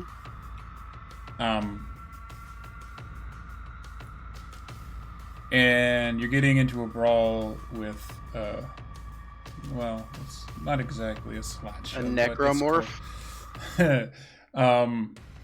Well, you know about your old friend and what they can do. There's a tiny bit of good news in this situation. 1, Mercy. Doesn't look like there's anyone there. 2, Roland. You get dropped. The hand trying to shove into the creature's mouth. Roland gets dropped, and the barbed tongue wraps around Maggie's arm, tightens, and pulls her slightly off the ground with the grenade still in her hand. She hasn't, you haven't let go and let the pin fly yet. I real quick, I just noticed my roll should have been 7 dice, not 5. Did it not do it correctly? I don't know why. You know what? So you have 3 Can successes here. I roll 2 more dice? Roll 2 more die. We'll see how we go. That's fair. And James, you're seeing all this. You're seeing Maggie, business mogul bullshit Maggie, charging with a grenade. That's 2 more successes. 2 more successes. So that is a total 3, 4, 5, and that's 1, 2, 3, 4, 5. You don't get it in its mouth, and it starts to pull you off the ground, but you manage to get your hand out of the death lock that it's in before it manages to sink its spines into. So basically, you were going to take damage from this. You've now countered it out. Okay.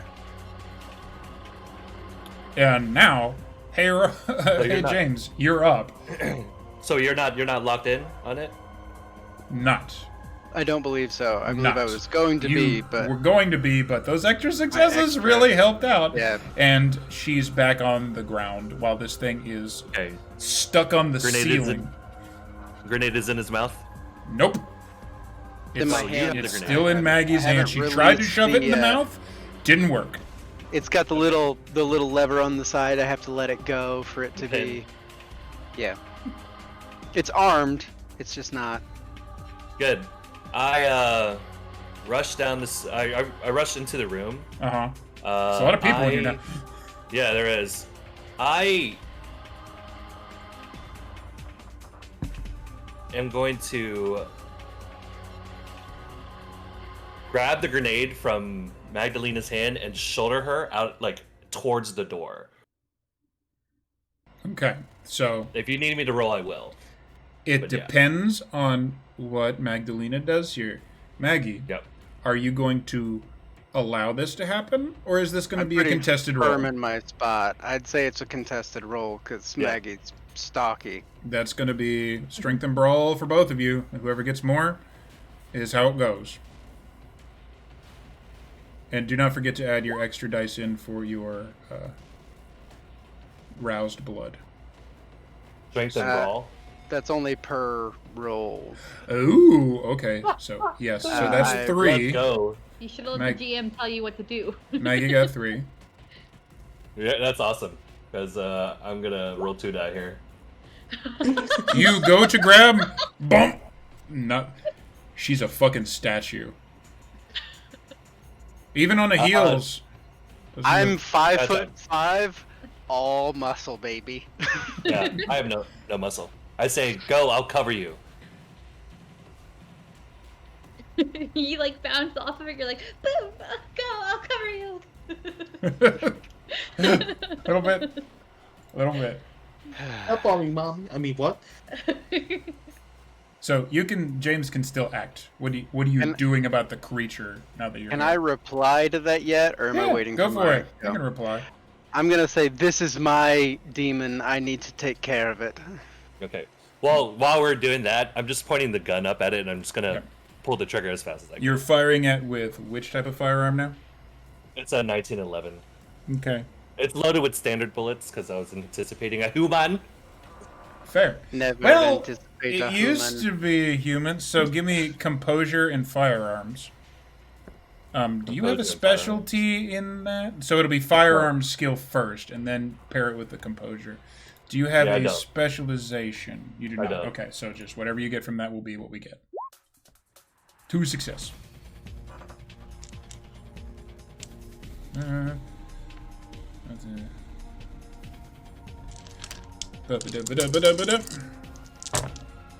Okay, so the bullets, like, you shoot like a couple of times, the bullets hit the thing. You're point blank range. There's no way that you could fucking miss this. It doesn't seem to care, and it hisses at you. And it's the weirdest fucking thing because it's hissing at you with its mouth and at the tongue that's 4 feet away from it. So, this is where we start again. Moving to other prey, Eugene is gonna make a jump at... Ooh, 6 hurt it bad. So, he's gonna make an attack at 6, and 6, if you're choosing to dodge, that's gonna be athletics and dexterity. And we're gonna have a roll off to see who does what. Nope, not that one. Mash it up. Boom. Nice. Nice! So that's why I roll in the open, because that makes for a good show. 6 got... That's a crit. 6 got 6. 6 got 6. And the creature got 1 out of 8 dice. That's how the dice roll. So the thing shoots his tongue towards 6. She gets out of the fucking way immediately. And she's also the fastest on initiative pass. So, yeah, 6, what you doing in response to that shit? I'm taking another shot at this fucker. Fantastic. Firearms and composure? Yes. With your specialty. And that's gonna be... Nice. Okay. I'm gonna, instead of just rolling hot on my fantastic dice set that my wife got me, I'm gonna roll online. That is another fucking crit. Jesus. So that is a total of 4, 5, 6, 7, 8. I don't think he can even do it, but he's gonna fucking try anyways. See what he gets. Do the rolls. It's not rolling. You BS'd. You best. You BS'd. Okay, so from here, see if I do it the old-fashioned way. There you are, you piece of shit. Did you ever learn to dodge? Yeah, no, you, you fucking. That is not Eugene's fucking day. Wow. Shotgun goes off. The other barrel, because it's a double barrel. You actually had the unfortunate situation of if you had shot again, you'd have to reload in the middle of a firefight. Barrel 2 goes off. Doom shotgun noise, and the thing, like, gets hit in the chest, lets out another loud squealing noise, and hits the floor. Kind of writhes around a little bit in what could be its death throes. But it is down on the ground, and you can see it in all its grotesque fucking glory. No Maggie, if you have a plan, fucking do it. I always have a plan, dear. I walk outside. Okay. I'm gonna look for a gas can. I mean, back by the cars. Yeah, fuck it. Yeah. I rolled a 10. You find a gas can. It's just back by the cars. It's one of those old, like, plastic red ones. You know exactly what it looks like. Is it empty or have anything at all? Well, I rolled a 10, which is lucky for you, so it's about half full. Sweet. I walk back in the house and I start. First, I fucking take the shovel and smash it into the creature one more time, just for good measure. Mm-hmm. And then I start pouring gasoline in place. All right. Cool. Hey, Roland. How you doing? I'm incapacitated. Roland's down, guys. Okay. Incapacitated doesn't mean you're like. So you took 5 points of impaired. Sorry. Yeah, impaired. You took 5 points of superficial damage.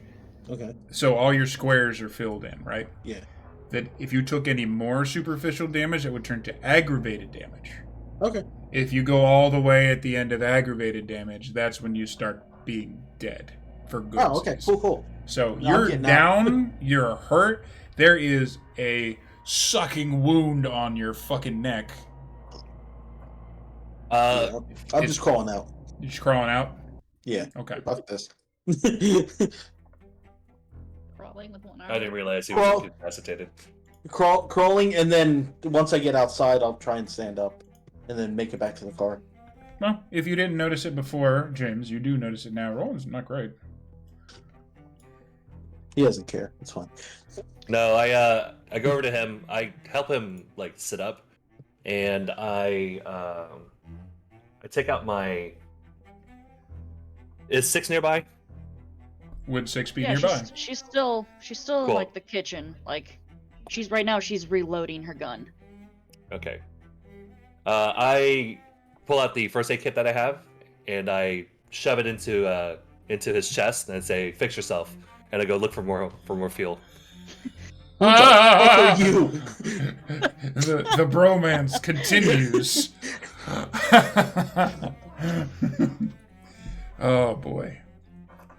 Okay, so the thing twitches a little bit, but then you do note that the body is not turning to ash. It's not decomposing in front of you. It's just a body right now. Which tells you...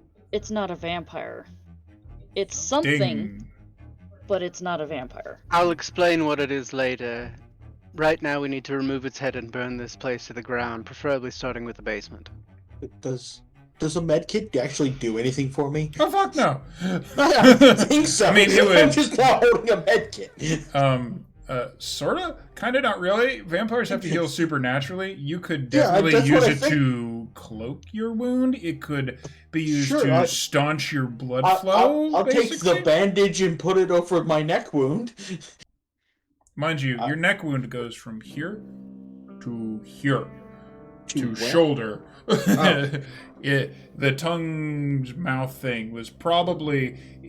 It looks like if it was aiming for your head, it could have fit your whole head in there. Oh, well then... my arm doesn't really reach that way. I'll hold the medkit and walk back to the car. Alright. There is a manner in which vampires can try to heal, like, right now. Yes, but I don't have that ability right now. Yeah, you're real hungry. You're real hungry. You're out of sorts. Out of sorts. You could. Thirsty? Hey, 6, what you doing? as she goes. See, that's why I'm not feeding. She finishes reloading. I try to have some, I try to siphon fuel out of the other vehicles that are in this area. You can do that. Okay, I'm not even gonna make you make a roll for it. Fun fact: the other vehicles in the area. Yeah, you recognize those license plates from when you did your research on the way. Yeah.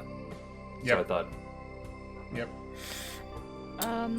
Looking around the kitchen, can I find anything sharp? Like a butcher's knife or something? Maggie's going to take out her... Actually, on that, so I would ask both Six and Roland to roll me more awareness and wits. But while they're doing that, what is Maggie doing? So you and Roland. Me and Roland? Yeah, you and him make awareness and wits checks. Maggie's taking out her blade and removing the head of the creature. You don't even need to roll for it? Oh boy, is there a lot of unresolved stuff going on in your head as you do that.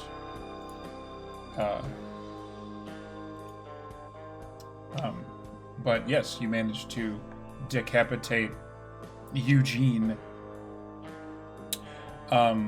6, just a 1. You can find cutlery pretty easily. Well, I was actually doing it to do what Maggie's doing, but since, but you can find cutlery if you want to. Yeah. Since Maggie's already working on separating the head from the body, she's looking over at Roland, seeing that he's in kind of rough shape. Well, I'm making my way back to the car. Well, I was actually going to call... There's a bit before you're going to get out of the kitchen, so we'll do this first. I was actually going to call Mercy, if she has her burner phone on her. Mm-hmm. I'm going to call Mercy, and I was going to tell her to go around the back of the car, if she's still on the outside, open up the trunk, and then dig around where, like, the emergency tire would be. There's no emergency tire back there. There's actually, like, a little small refrigeration unit with blood bags in it. Yep. How many do you need? Couple. All Grab of them. 2. 2, so grab 2 for now. So, before, Roland, you make your way out of this kitchen of Hell's Kitchen, as it were. Boo. Yeah, I deserve it. With 3 successes and your specific, skill set, you do notice on the way out. It wasn't something you would see when you're going in, because it's like right next to the door on your way out. There is a open laptop sitting on the counter. Grab. Before you even need to do that, you do, just with 3 successes and you being you, you do see that there is a little USB box connected to it.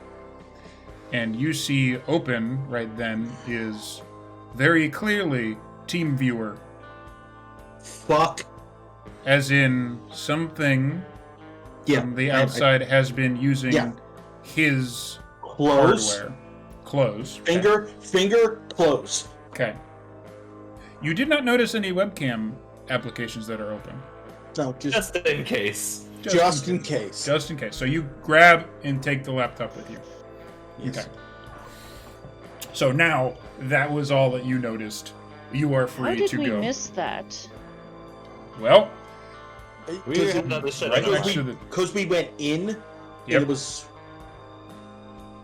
It wouldn't be something because right we were so focused on the door and finding.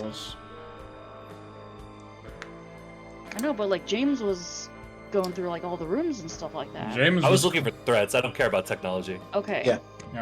And I didn't think to look. I was looking for a basement door. And that's fair. But you are in one piece, banged up, but you are outside now. So inside the house we have 6 and Magdalena while James is preparing the fire. What are you guys doing? I'm gonna find that pin and put it back in my grenade.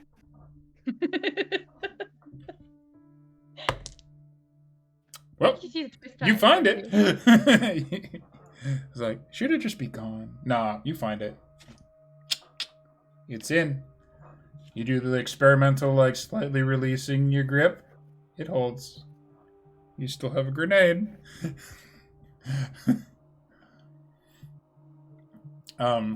So you got that. And you have a decapitated something. Mercy's got a couple of bags of blood under her trench coat, essentially, and is headed back to the house. And weirdly, there's still no action going on the street level. There's TVs loud. There's music is loud. It looks like several of the houses have cars pulled up to them, so there might be parties going on. As of now, you're surprised no one heard the fucking gunshot. Have you heard college parties? Chicago. But rolls were made off screen. You guys got lucky.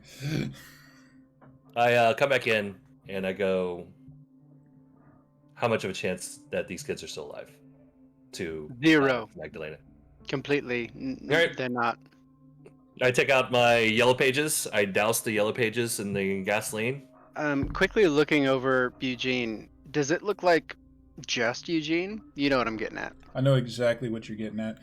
Fuck, I have to make you make a roll for this, and it's really gross. Okay, let me figure out what this would be. Is this the mask? Does this mask look like one being? Does it look like one? Only the mask of one human. I don't know how much you know about human biology. So that's gotta be, I would say, you're probably just gonna have to roll raw wits, because that would be medicine, and you don't got shit in there. Okay. So you got 2 die. Any bonuses? Because I kind of know what I'm looking for? No, not this time. You haven't been exposed. You know the stories. I don't know shit. Snake Eyes. Looking at it, it does look about the size of one person. You get that much. I pour a little bit of the rest of the fuel on the body of Eugene, toss the can down the stairs to the basement. Okay. The light flickers more. Yeah, I pull out a lighter with the yellow pages in my hand. And I light one side and I toss it down the stairs and I walk out. Every vampire in there. You know what? Because of the way it's done. Oh no. Yep. You do not need to make a fear frenzy roll, James, because you're doing it yourself, and you've been through this before. And Magdalena, you have been... you are looking to do this yourself, and you're prepared for it. So I'm going to say, for the purposes of this, you do not need to make a fear frenzy roll at the sight of fire, one of the 2 things that can fucking kill vampires. Mm-hmm. Your beasts aren't happy about it, but you're getting the fuck out anyways. So, you guys exit. Exit distinctly back to the front of the place. Roland, I know you're not feeling very well, but if we get back into the car and you have access to your computer, is there any way that you can knock out the phone system for the area by any chance, so that the fire department can't put this out too soon? I can try. I don't. And in the back of your head, Roland, you hear, "What the fuck is this bitch talking about? We need to eat now. Shut up." I can try. I don't think that's something I can do on my computer. Do I see it? Smoke is beginning to rise. Is Mercy within range? Oh yeah, they're all back out at the car at this point. Gotta be. So Mercy's got these 2 bags of blood tucked into her pocket. She's like, "Fuck." Next to the guns. Next to the guns. No, yeah, literally next to the guns. So you hand these to Roland, I assume? Yeah. Presuming these are for you. The huge neck wound. Yes. Huge neck wound. Like bottom of his ear to his shoulder. He's got a Hello Kitty Band-Aid on it. Him. Yeah, he has one Band-Aid. One Band-Aid. Little Hello Kitty. No, it's not a Hello Kitty. It's just, I don't know if James would have a Hello Kitty Band-Aid in his medkit. Was there a Hello Kitty Band-Aid in James's medkit? Okay. It would just be one little. It would just be one Band-Aid for. Really, what's in the first aid kit is just a bottle of bourbon and like a towel. No. If he was human, that would be great. Yeah, right? It's an actual first aid kit. For the sake of a little bit of brevity here, I assume the stuff is all handed to Roland and everybody gets in the car and gets away from the scene of the crime? Yeah. I'm assuming that? Because this is around the point where we would This is actually a little past the point where we would normally take our break. So I think we're going to take our break right now. Fantastic. Thank you guys for hanging out with us. Thank you for... we're coming back. We are coming back. We're going to take a short break and do the bathroom things and all that fun shit. And we'll resolve this hot mess here in a little bit. So... Time to get me some pre-suns. Go get some snacks. Get some snacks. Perhaps a carbonated soda. Bats!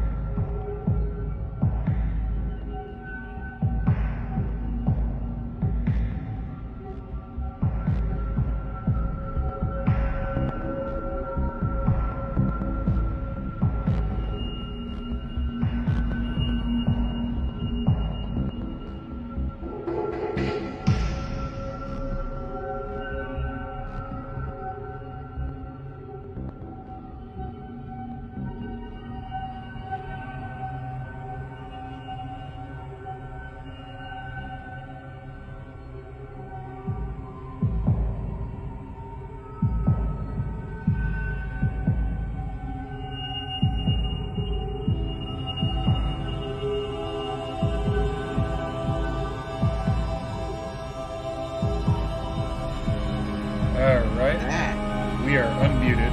Let's come back here. That's what it is. That It's was so Yeah. fucking good. There we are. Talking about food on the side. Hi. Welcome back, y'all. Hi. Hi. Y'all in the car. Bonjour! Bonjour! We're all in the car after we committed arson. Well, my players committed arson. Yeah! So it's a fun car ride back at this point. The first wisps of fire were starting to go up as you left. So it's probably going to be a little bit until somebody notices, considering all the party music that was going on. Hey, Roland, how you doing, buddy? I'm drinking Capri Suns. Drinking Capri Vampire Suns. style. So that's actually a very fun question. How many Capri Suns blood bags are you drinking? Well, they handed me 2, so 2. Guess what? Hunger reduces by 2. You're back down to 2, an acceptable level. It is an acceptable level. Thank God. Yeah. Let me dig out how healing works here. I think it might even be in my fancy... You rouse, and I can tell you if you want to know. Actually, Maggie knows. I would want to know. I think it has to do with Your blood potency should give as well. you a mind amount, and you can, per rouse, you can heal your superficial. So you're going to heal it no matter what you roll, but you might get hungry from the... Might get hungry. The exposure. As I'll let you roll before I flip it over here. For curiosity's sake, can Mercy see this healing occur, or is it like? Oh, you'll totally be able to see it. Be able to see. Yeah, no, his shirt's fucked up. Definitely. Yeah. So let's see your rouse check here, Roland. Which, as a note, I have other female shirts, but not. Perfect. That's fine. So your blood potency is 1. So each time that I'll just take the sleeve off. It'll just be a new thing. Each time you rouse, you can heal 1 superficial damage. So that rouse check, you did not get hungrier. Mercy, you did see Roland, his wounds decrease a little bit. You saw the skin begin to knit itself together as he concentrated on it. A little bit. So you get 1 of those superficial health damages back. Oh my god. This chat is wild. If you want to keep healing, it's going to be more rouse checks, which is both unfortunate and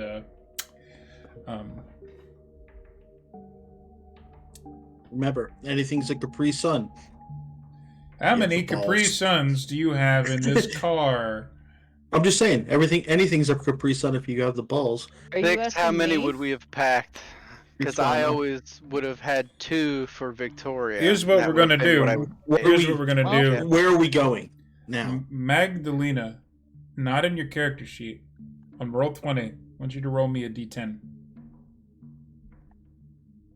Just a base D10? Just a base D10. It's going to tell us exactly how many we got. You have 6. 6 are packed. So, is that mine 6 before or after? Were packed. I took the 2. So now we're down to 4. To 4. So if you want to keep trying, you can. And we'll see how this goes. If you want to heal your remaining 4, that's 4 different rouse checks. If you want. Or you can just do 1 rouse check and roll 4 dice and we'll see how we go. I'm fine. Or you can hold off. I want pizza. I don't have that luxury. Alright, I'll do 1 more. One more rouse check. You do heal 1 more superficial damage no matter what this roll is, but we'll see if you get hungry or not. So Mercy, you are watching the supernatural. I'm good. You're good.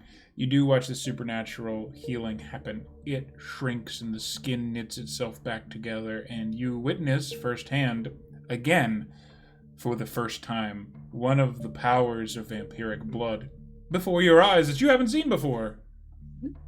Yay. Yay, trauma. I'm glad my trauma could be your learning experience. So it's all the way healed now, as No. far as things. Not all the way, but it's healed more. So it's. Oh, but I'm sorry.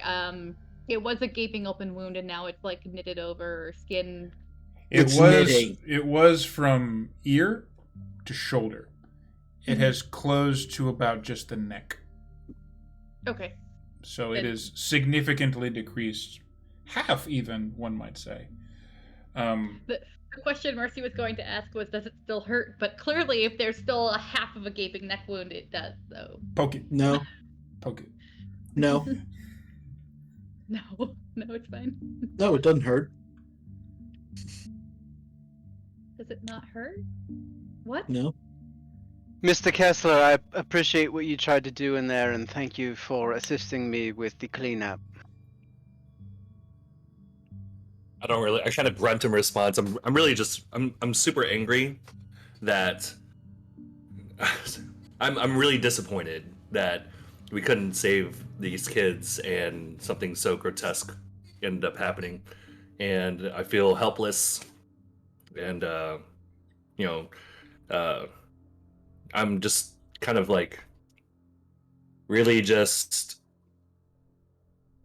wrestling with my emotions. So I'm not really responsive to anything that anybody's really saying. Kind of just looking out the window and trying to figure out what I did wrong and what I could do better. Roland, if it's at all possible, that the lead that we got on Eugene will not be sufficient, as you probably have gathered at this point. The students that have gone missing, if there's anything that you'll be able to pull up on them, tracking their phones, it's possible that we might have a bit of a lead, but... Well, I have a bit of a different lead. I found another laptop in their house. So, once we get back to a safer place, let's see what's on here.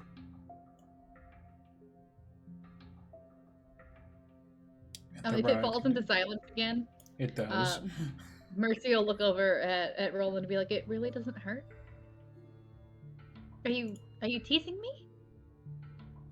It's like getting cut with a knife right now. It's there, but it doesn't. It's residual feeling more than anything else.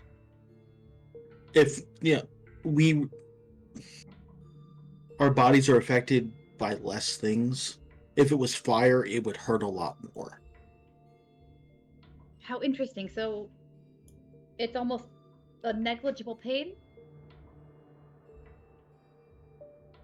Yes, but if you get poked by something enough times, it can still kill you.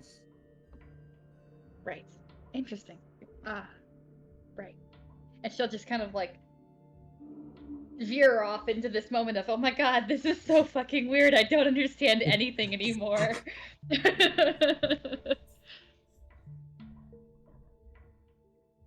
All right. Well, the car continues on. How is the front of the car going with Six and Maggie?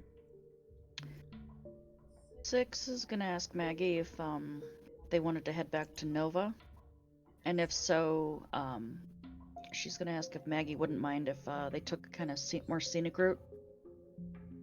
Kind of trying to be really careful about anybody that might tail them. If we have the problem that I believe that we have, I don't think that we're going to have to worry about being tailed, though the scenic route probably isn't a bad idea because we did start a large fire. Nova is known to this entity, but it is secure.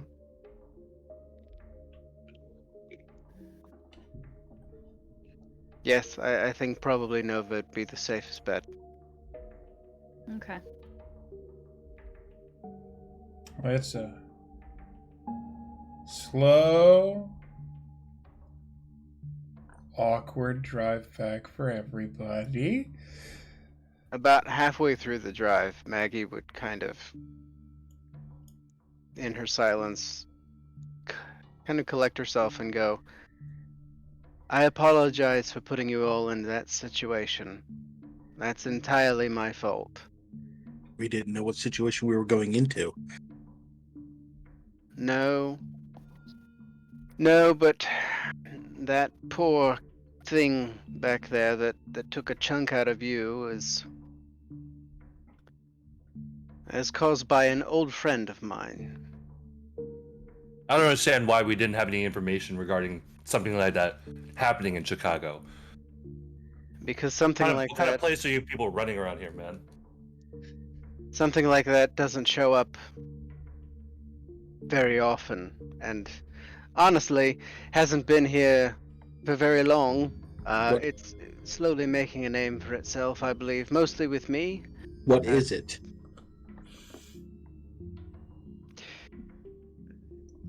You know Jack the Ripper? I know of Jack the Ripper. Well, Jack the Ripper was a kindred. Are you familiar with the Chimishi? Flesh carvers. They like to take body parts from one thing and push them together to make scarier things. Dog?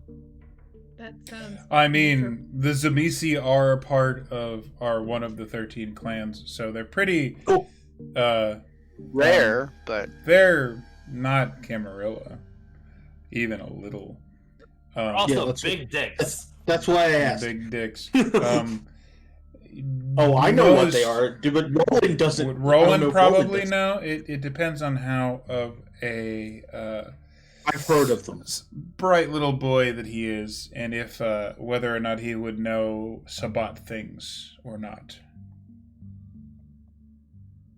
I've heard. Well, fun thing about that particular Smishi is he's the one that killed me when I was human, and because I didn't stay dead, he has grown to have this unhealthy, we'll say, attachment towards me, and recently I had assumed he had passed away when London was overrun by the Second Inquisition and had fallen, but luckily for him, I suppose, he's managed to slink his way across the pond, as it were, and has managed to reconnect, you could say. So, when did you know he was there? So we hunt this thing down and we kill it. I mean, ideally, yes. Practically, it's far older than me and likely more powerful. And, well, as you've seen, it creates nasty little buggers that it uses to do its bidding. It's also a bit of a cowardly dick, quite honestly, because it's never once come at me since I've been turned. So perhaps it has some more nefarious plans for me in the future. I'm sure it would love to get me and carve me up, as they do. Yes, I would love very much to kill it. I don't necessarily feel like putting anyone else in harm's way. At least people that I somewhat enjoy the company of. But have we answered the question asked by the Anarch? Do we know what caused this? Yes. We do, don't we? I mean, we have an idea. We yeah, but we didn't do anything, so we can't. Technically, very technically, you would all know. You technically have solved the problem of what was making college kids disappear. Yeah, they didn't ask us to solve it. College kids disappear. They didn't ask us to solve it. They asked us. The Anarchs are going to see it like that. The Anarchs aren't going to see it like that.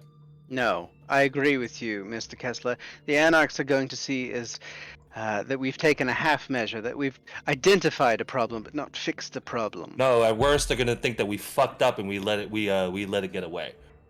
And now we're going to have a bigger problem on our hands. Don't you fucks ever understand anything about politics? So there's a fun story about that. At around about now, would Six or would Maggie have her phone on them? I would say it's probably in the center console, but Maggie doesn't pay much attention. It starts ringing.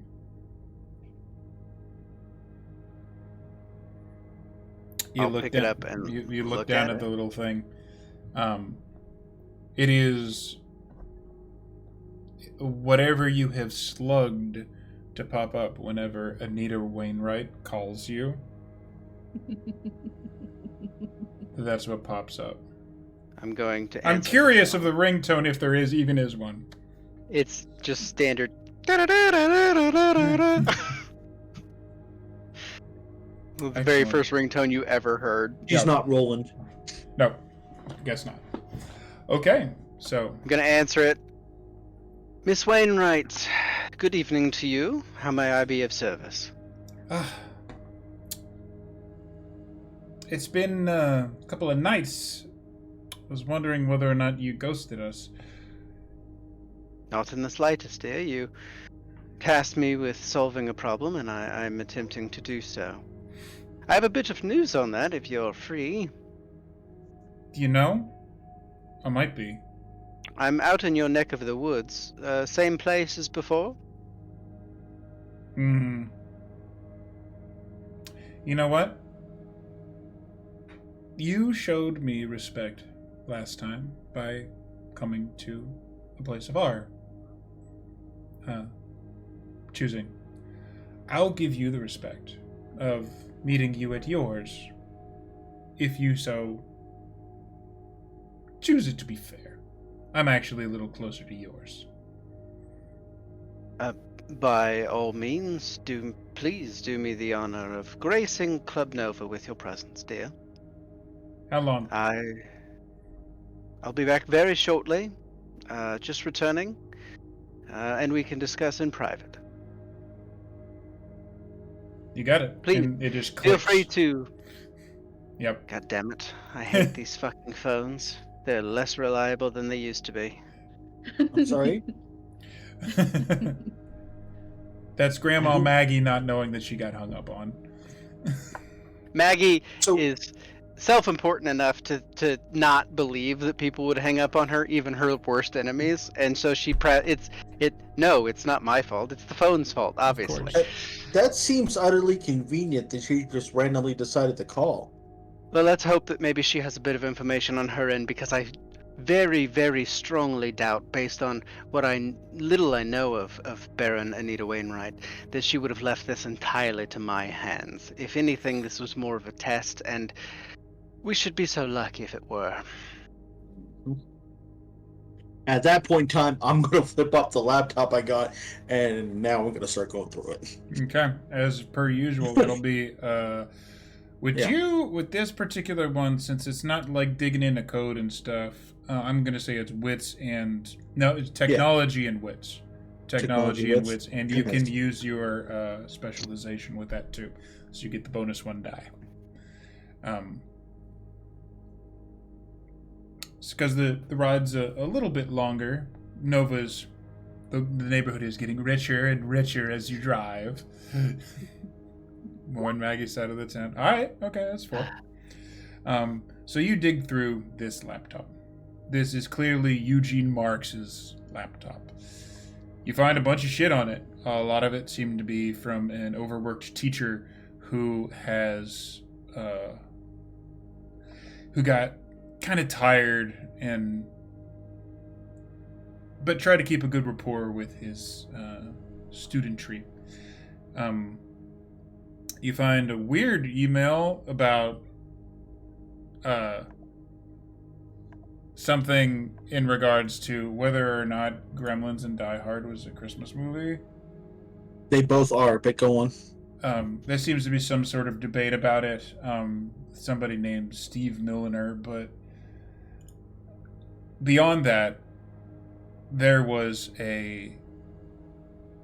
at some point there was a cutoff when you can tell with 4 successes that Eugene Marx himself started using this laptop. And you find that a lot of those emails that you had detected before, you had no way of knowing with using outside technology. Those were sent via TeamViewer. Somebody had accessed his laptop remotely, sent those emails, luring the students to that house.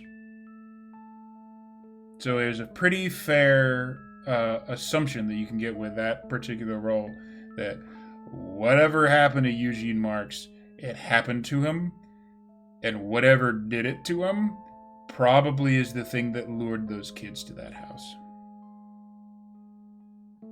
So, what I'm getting off of his laptop is that he actually was a decent teacher, and then got corrupted, so to speak. What did those students have in common aside from being in his class? Anything that we could discern? No, nothing other than being in his class and him having access to them in a I think just easy capacity. I think they're studying just the same major or something Yeah. like that. Okay. Yeah. Alright. It allowed him easy access to victims in that fashion. But he did not send those emails to him.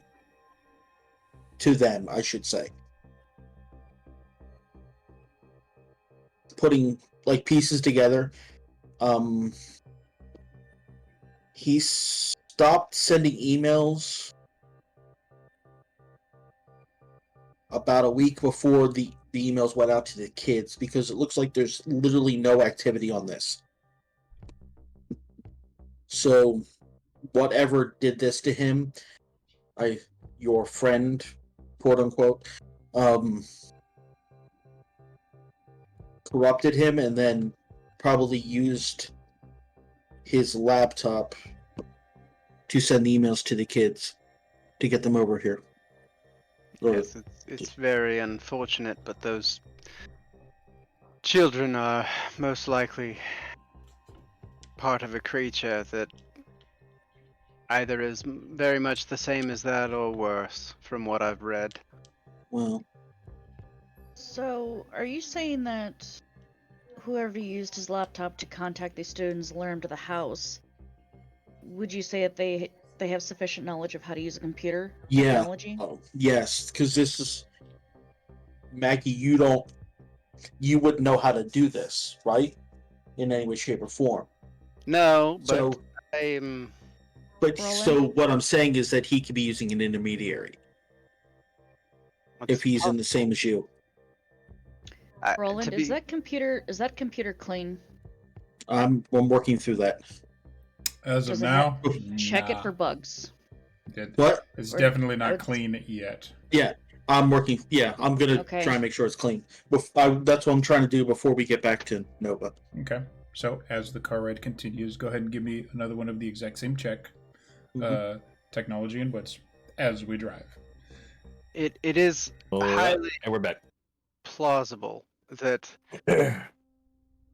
my good old friend Jack, as I'll refer to him now, is would be using an intermediary. There's no reason to believe that he would have adapted to the times any better than I would have. I assume, based on stories and other bits of lore that I could piece together back when I was at home, that he's older than I am. There's no reason to think that he would have maintained his technological love throughout the ages any more than I would have. That's not to say that he couldn't have, but I believe that your theory of an intermediary is highly likely, and in which case somebody working with that, well, that could be a bit of an issue. That person, that thing that would work with such a creature would likely only want one of two things, and that is either they would see it as a means of gaining power themselves, or they would just be interested in watching everything burn around them. And either scenario is not good for us moving forward.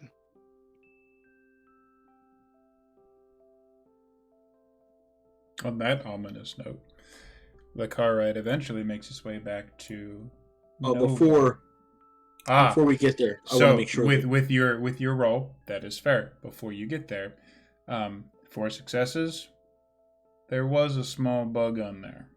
It is now shut down. You managed to pinch that shit, make sure it can't get anything else. It looked like it was some kind of a very basic thing that cross-references Google Maps. It was like a GPS locator. Okay. Now it is dead, and you would consider this laptop clean, at least as far as tracking is concerned. All right. Hooking it up to any major networks might be, an issue. Problematic, but yeah, we'll work from there. It had a tracking software, but I disabled it, so we should be good to go as long as we don't connect it up to the... Well, I doubt wherever we're going has very good Wi-Fi, so...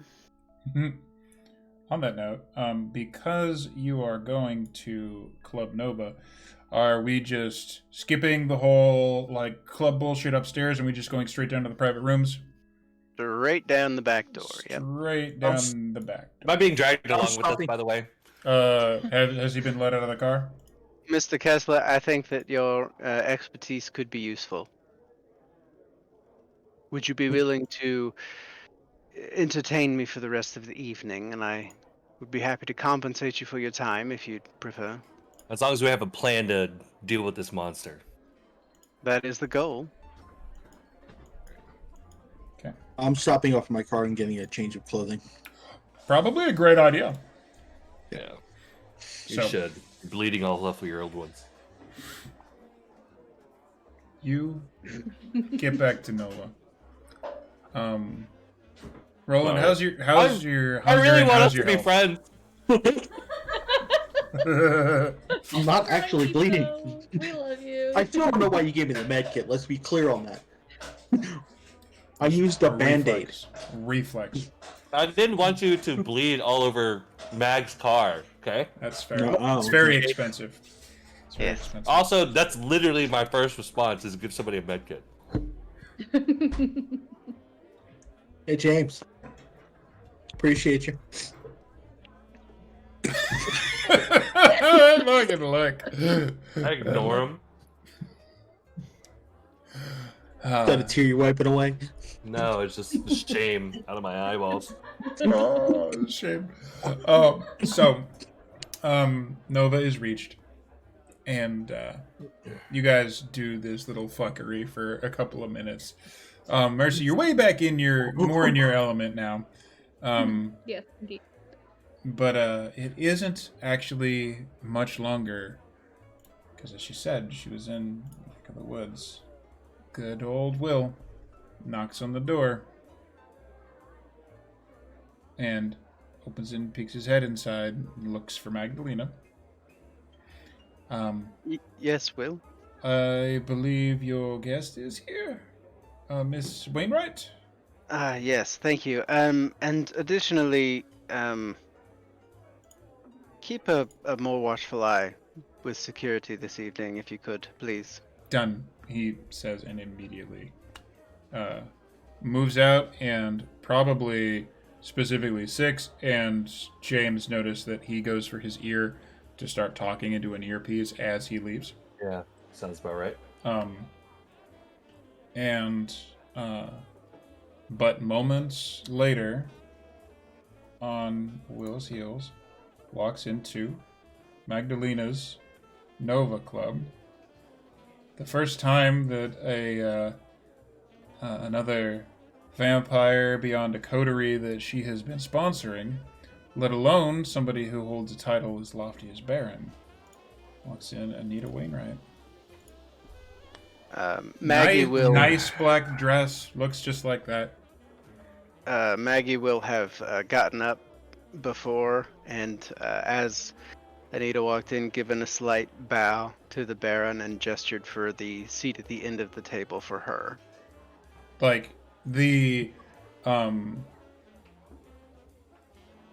at first she smiles and nods, but almost immediately any kind of haughty air that she would have that dissipates, because she just straight up does the horse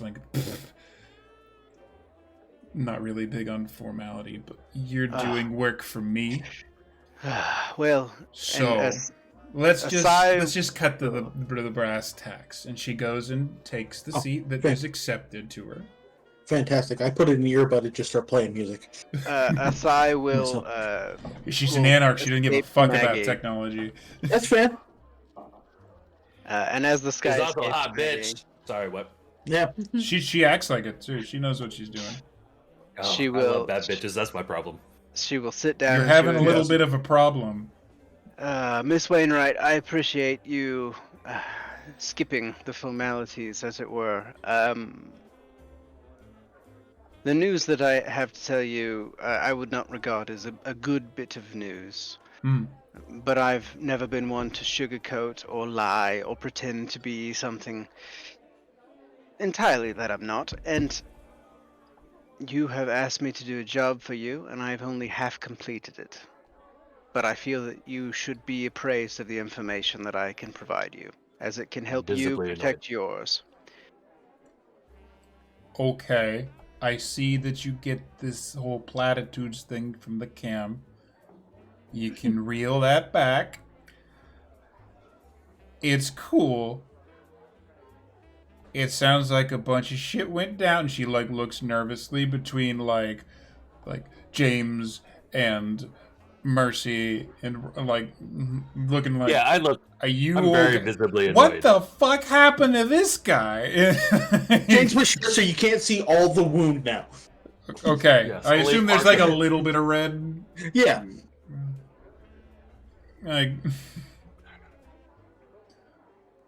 What's going on? Well, Sorry, go ahead. No, if you're speaking up, I would have probably. No, I lean forward actually, and I stare at her, and I say, "Did you know?" She meets your eyes. Her eyes are this blood red color. Is it? I don't know what you're talking about. If you knew and you didn't tell us, I should kill you. I know college kids have been disappearing in, technically, the Camarilla part of town, technically on the border, and I know that Camarilla wasn't doing anything about it, and I wanted to do something about it. I assume you found 100%. What's your gain in this? You don't you don't act unless something is in your best interest. So what's your gain in this? God damn it, Mr. Kessler! I will not have another outburst like this from you. In this club, while I have guests present. She actually does the I offer the other earbud to Mercy. no, Mercy is trapped. She is I kind of snarl at Magdalena, but it's her place and it's Elysium, so I respect her. Okay. Okay. But I shoot daggers in her direction. All right, I'm gonna be clear. A moment to collect myself. And Anita actually takes me like, I'm gonna be clear. It looks like y'all been through some shit. Whatever it is you're talking about, chance is, I have no idea what you're talking about. So, let's get to it. Who is potentially doing masquerade breaches right between our territories in contested lines? Because that's what I want to know. Or what? The man that you may know by some form of mythological... Smeetsy. Yes, eyes go. That is the technical term. Are you familiar with Jack the Ripper, dear? She just deadpan stares at you like, are you fucking kidding me? That is who has found himself at home in our city, and he has this weird lust for me that will not stop, and this was likely all to get my attention, to be quite frank with you. And at this point, I don't know if he'll continue in this manner or switch to something else, but it would, as my colleague here, Roland, would indicate, his theory is that he is working with someone more familiar with technology than he is. Someone is helping this monster create these masquerade breaches. So either we have a serious Sabbat issue within the confines of Chicago, bordering between both Anarch and Camarilla territory, or we have some problems within our houses. Okay. Your fault! It's your fault! That we're in this mess right now. We should put you up for slaughter. Who is he doing this to? I leave. There's like this little like that. I storm out and I slam the door. Okay. On that, wheel doesn't stop you. Security doesn't stop you. You can either take the front or the back exit out. You're known through here, so there are no issues getting through security.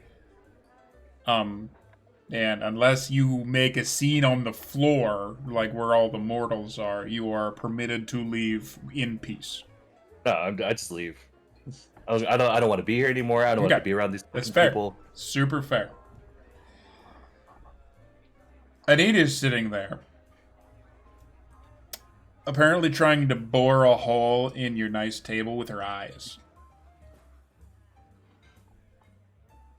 It's like, okay. That was Malkavian, right? Yes, he's prone to outbursts of similar natures, yes. You guys have been through some shit, apparently. I'm gonna give him a pass. Eye contact with Maggie, eye contact with Six, and just look down. I'm gonna give him a pass. What the fuck ever. Tell me what exactly happened. And why you think this is what this is. And I'm not gonna actually make the players describe the whole thing that we've watched all night already. Do you give the basic rundown? I give the basic rundown, but I also will pull the note out. I will slide it across to Miss Wainwright, and I will say, this was specifically left for me in a manner of which that I would see it, in a way that I would understand it. He has made his presence known to me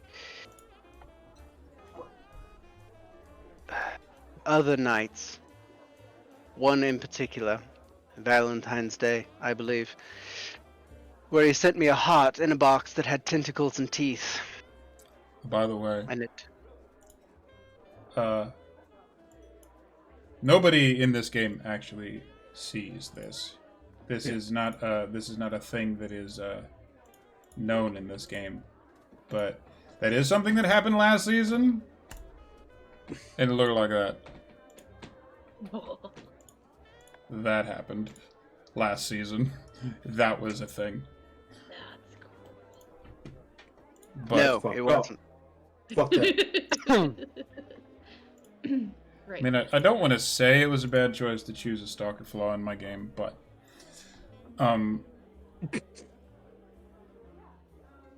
Well, my backstory also lines up real nice. really does.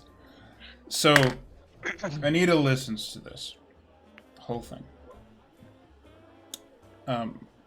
Takes the note and looks at it. Kind of sighs a little bit.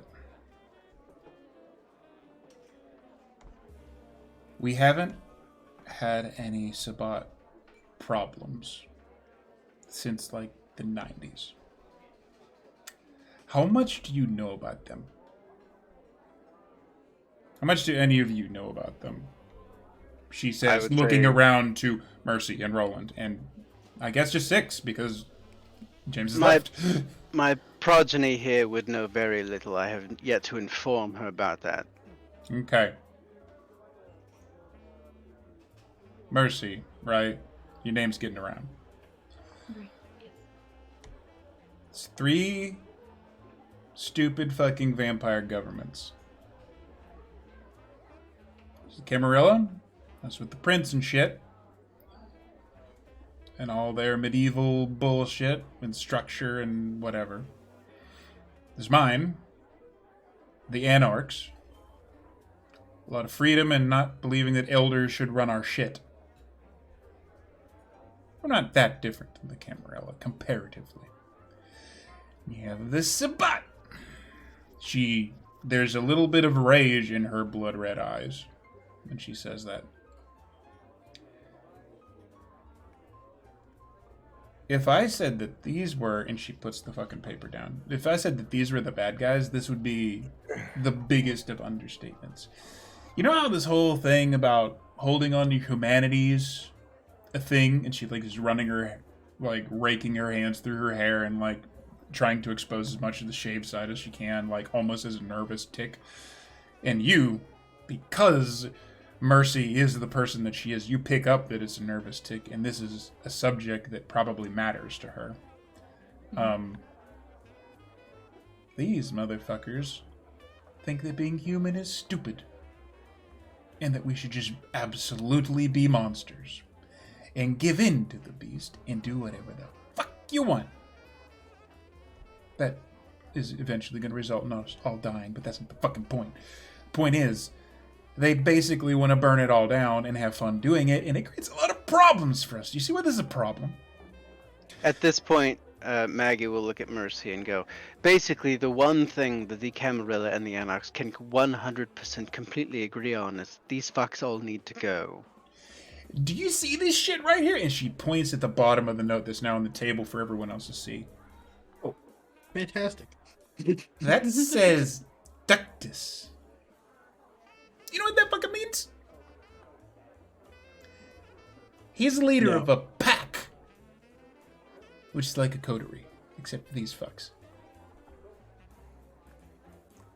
He's got people. And this is a problem. I agree this is a problem. And I feel that she's trying to... And Mercy sees her trying to get back into gear. Get back into the talking to people thing instead of punching people thing. And I feel like this is something that you and I are going to talk about a lot in the future, Miss Magdalena. This got heated. Thank you for your hospitality. I appreciate it. Thank you. And this is going to be really fucking complicated for the future. Probably. But in the short term, the prince has you guys on this fucking hook, right? You gotta find out Reese, right? This is all about fucking Reese.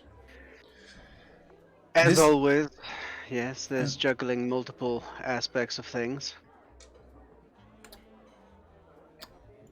As far as I can really say, okay, that's happening. That's character growth right there, baby. That is character growth coming from James. I would say it wouldn't actually be too long before he makes his way back in. But the room has definitely calmed down. And when you do return, it would probably be around the time that Anita's saying the following. This is definitely still a problem, but technically, you did, and she's like messing with an eyebrow piercing at this point. She just can't get over it. You technically did exactly what I asked, and you found out what was the masquerade breach with these kids. It sucks that we couldn't save any of them, but you did what I asked you to, so I made you a promise. And you're hearing this as you walk in. I made you a promise, so I'm going to hold up my end of the bargain. You want Reese, right? Yes. I don't know where he is this instant, but I know where he will be. He and his buddies always hang out at this one bar. It's very specific.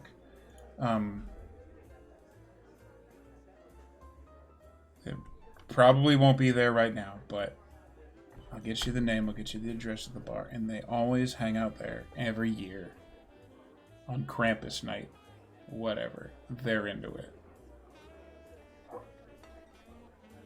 So, that night, and I'll text you or whoever the address. That's where he'll be. That's where Reese will be. That's where... And look straight at Mercy like, that's where your vamp daddy will be. Daddy.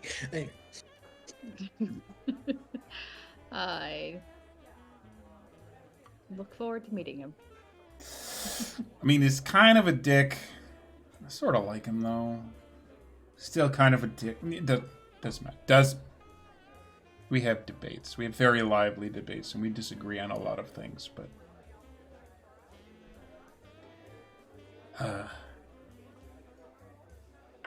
we're gonna have to figure out and she stops and suddenly realizes that... How did you make your entrance into the room, James? Or were you just listening? No, I was just listening. I'm chewing on my bottom lip. I have this like very pained look on my face, and I go, "Ma'am." She turns in her chair. I may have overreacted, and I apologize for what I said. And I sit down in a huff. One of Maggie's eyebrows goes up. Anita looks over at Maggie for a second, and then completely loses track of Maggie and looks right at James. I'm not making eye contact with any of them. Okay. And she just goes, "You know what? Accepted. I'm pretty pissed off at this whole situation, too. This fucking sucks. No worries. This time. No worries," she says. And sits back down in her chair.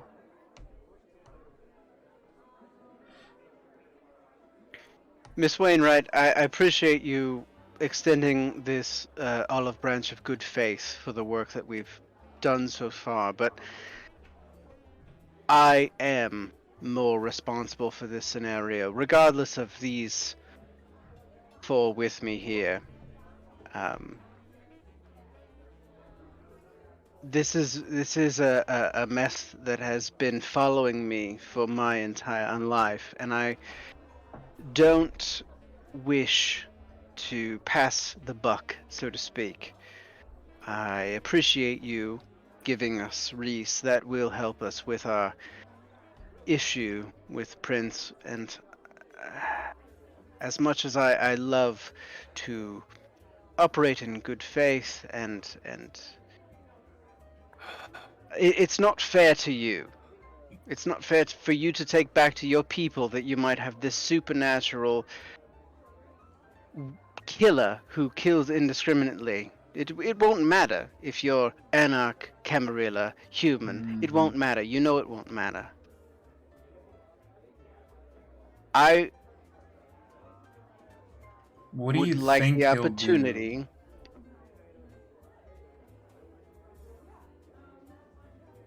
Go ahead. Just what do you think he's gonna do? I think he's going to burn it all down. And he's going to save me for last so that I have to watch.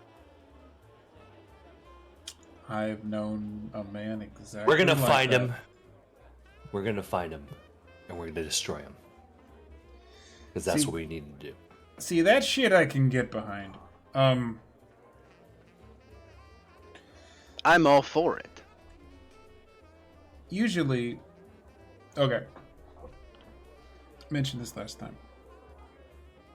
My Anarchs are not in a hot war with the Camarilla. My Anarchs are not really in a cold war.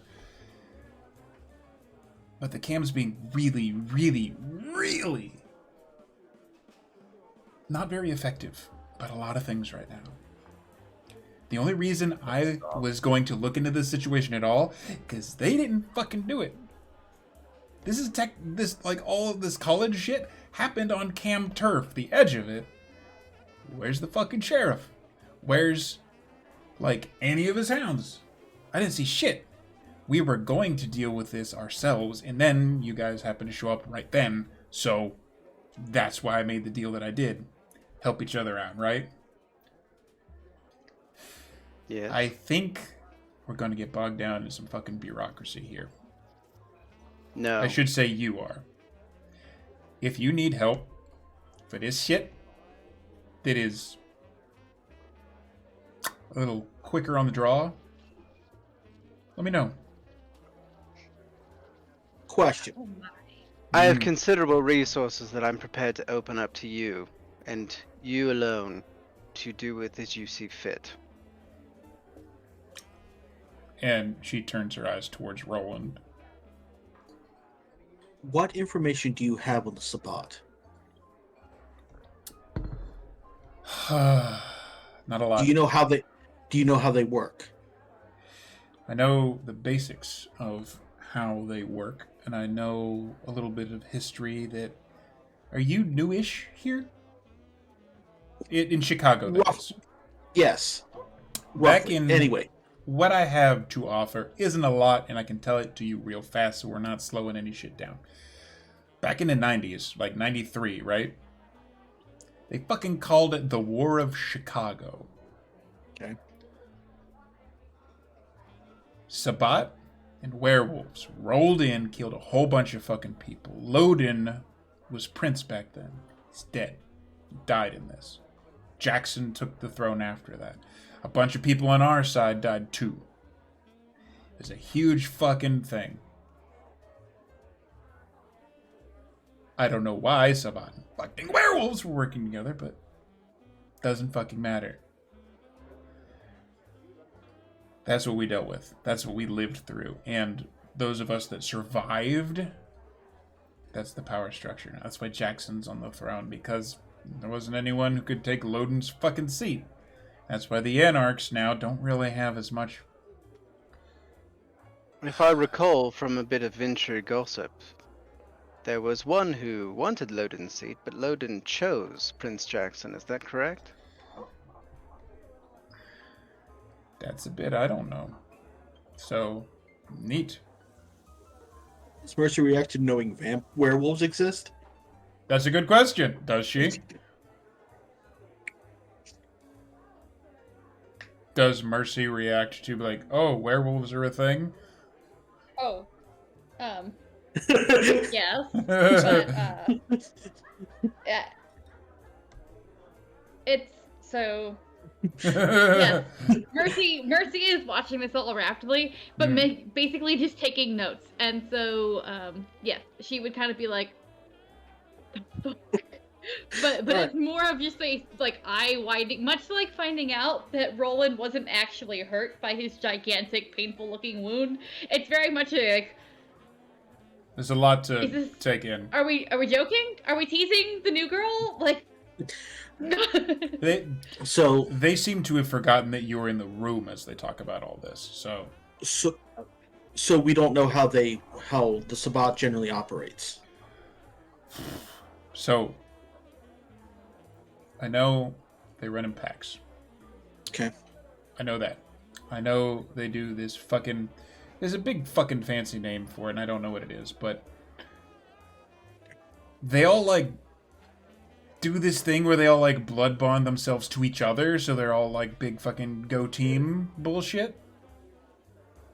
Okay, that. I know they do that, so they're fucking fanatical. Yeah. Usually they're real book and nod types.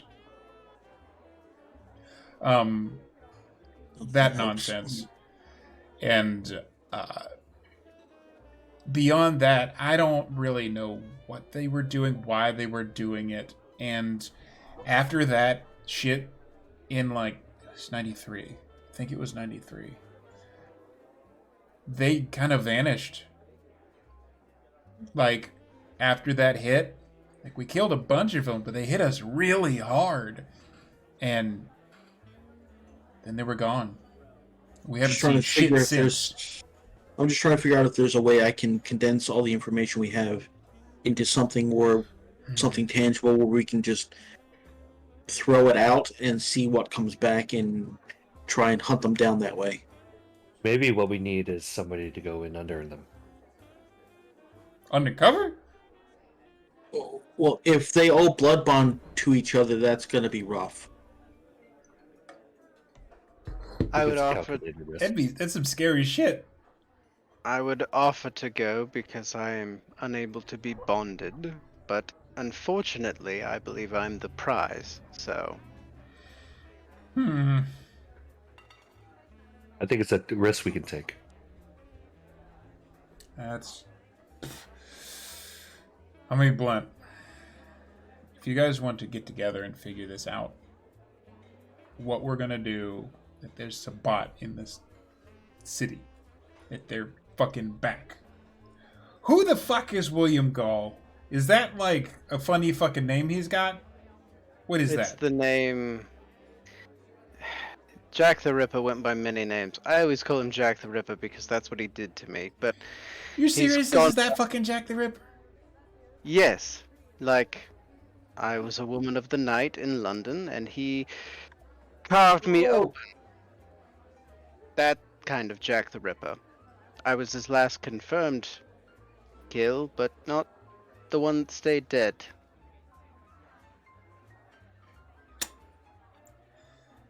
Do you have anyone in this building that's really drunk that I can drink from? Sure, we could find someone for you, dear. Nice. So, tell you what. This is a good conversation we're having. And I like where this is going. This is some team building. This is neutral Elysium, right? You're not going to get any more shit for me being here, right? This isn't like Camarilla bullshit. I was given an Elysium. No one told me what I can and can't do with it. And if they try to now, they will contend with my magnetic personality. See, I thought I would like you. Now I know I like you. Anyway, this is some heavy shit, okay? This is some pretty heavy shit. I gotta go talk to some people about this. And we gotta get some gears moving on our end. Okay? We want to make plans and stuff. I have your number. You have my number. Anything that you need.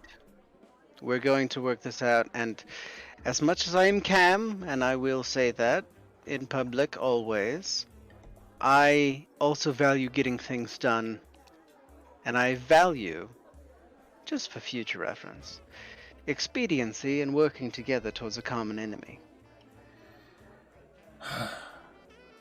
One of these days,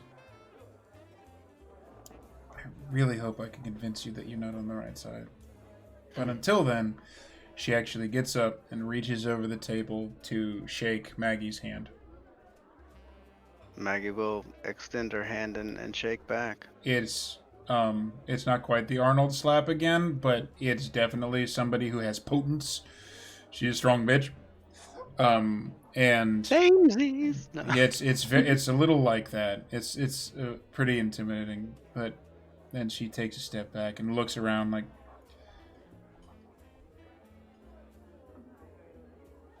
deal with your prince and your bullshit first. Get him out of your hair so you can deal with the important shit, right? That's where Reese is going to be. It's a little shit bar on the side of town. I'll send you the name and address and everything. Like, then night's running out. I'll send it to you tomorrow night. You find this one Sire. You deal with it. However the fuck he wants you to deal with it. And then we can get back to the bigger picture. Maggie's going to make a note. Or not make a note, but she's going to make a point of saying... Anita, and instead of addressing her more formally, addressing her very casually. Okay.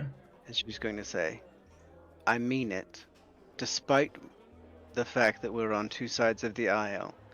When it comes to this, if there's anything that you or your people need, I am here for you. The vampire in front of you takes a big, slow breath that Mercy realizes that she doesn't need to take. And kind of like, Anita Wainwright like punches Maggie on the shoulder. And it's a little like solid like tink thing. It's not intended to hurt, but it's just like an emotional reaction. And she nods. Looks straight down at Maggie and says, he's not one of mine. Reese is kind of a dick. but I also kind of like him. Whatever the fuck he's into, don't be too hard on him. And she uses that as her exit and goes to leave the room.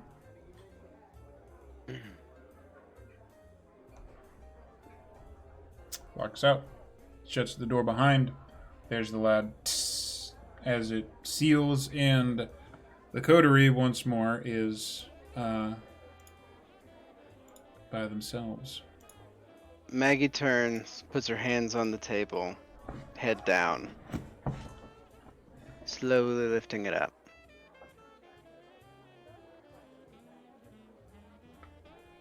I apologize that my past is becoming your burden.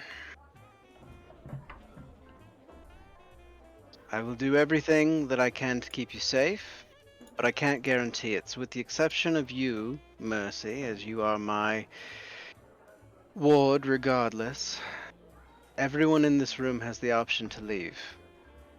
There will be no ramifications, no ill will. Mr. Kessler, I know that you find me personally responsible for at least some of tonight's activities, and I can't disagree with you. I cannot argue. So if that's going to be a problem moving forward, I'd like to know now. But I believe that we have the same goal in mind, and that is to get and burn out all of these creatures. I stand up and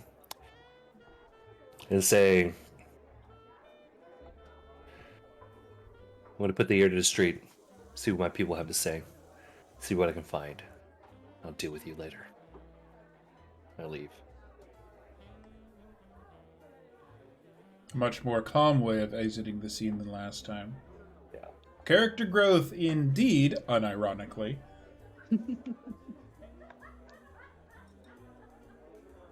Roland? There's more important things at hand right now. Yes, Max. Don't call me Mags. The chunk that was taken out of your shoulder, well, my blood was used to heal it. Well, my bag blood was used to heal it. I can't guarantee that that won't happen again. Are you in, or are you out?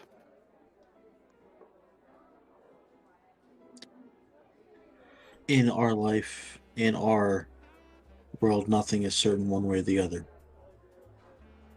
I am here to help. Wonderful. On that, I may have more to talk with you about this week. Well, 6. You have my number. I have been put in charge of you. I have given Tony my word that I would look after you and take you along and teach you the ropes.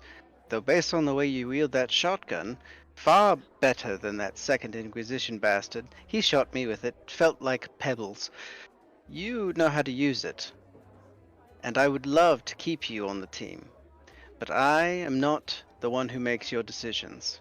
So, where Tony is aware of this situation to some extent, he knows of Jack, he knows that I was keeping an eye out for him. He may not be aware of the extent to which he is breaching this city, and he should be made aware. And I would then stress to you and through you to him that your continued assistance is up for him to decide, and I will, of course, take no ill will at his decision.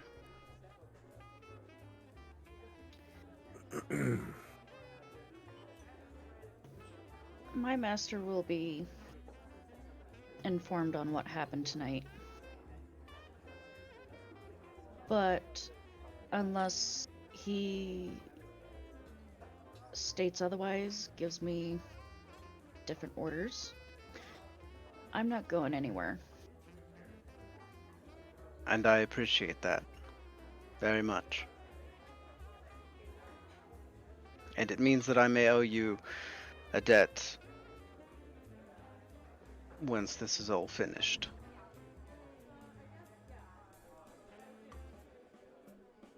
We will see what happens. You are not as... No offense, you're not as resilient. So I would ask that you keep the shotgun with you at all times, but additionally, feel free to use me as a shield, as many have before.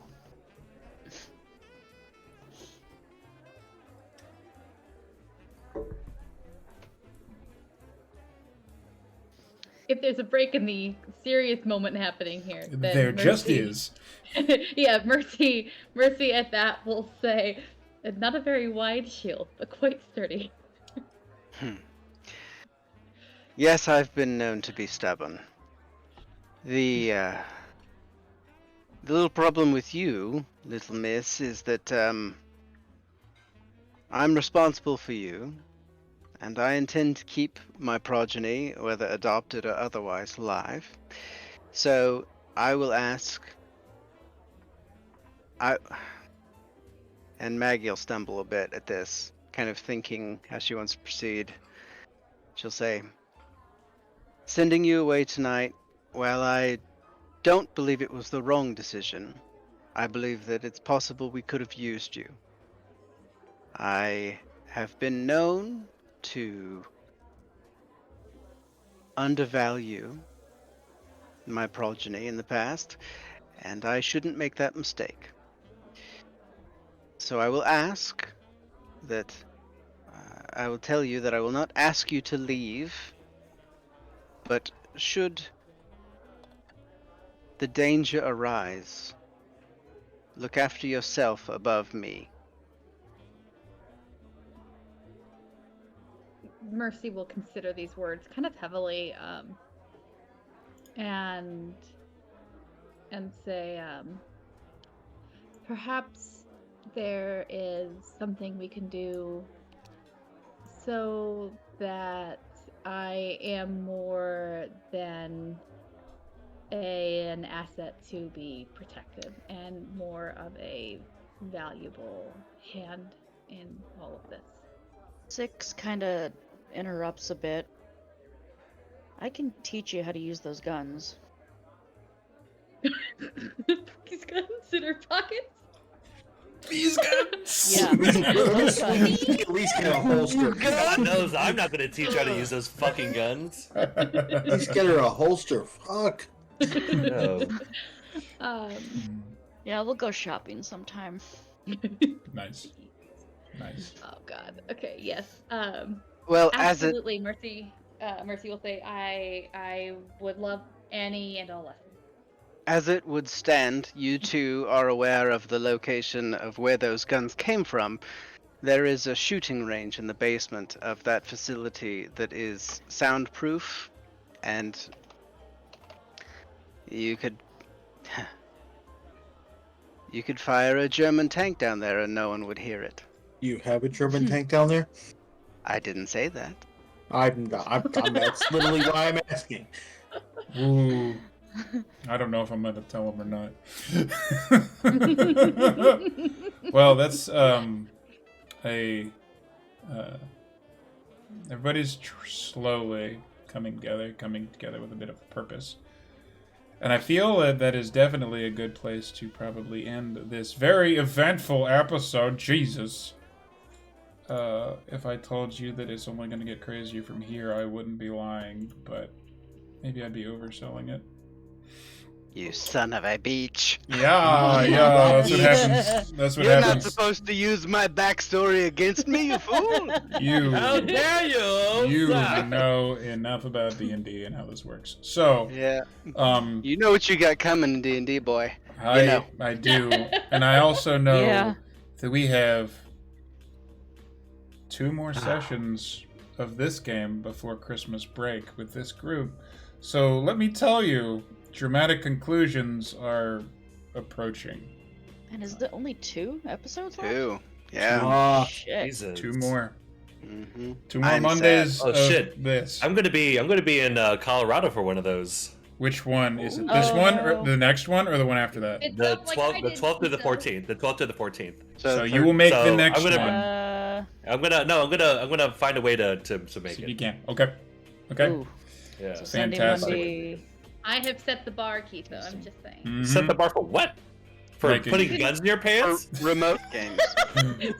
for playing on vacation. That means two things. So, Hey, we got do a Glock this. in your pants, or is that your wiener? Oh my god. That's not how the joke's supposed to go. That's the bedside drawer. Don't be silly.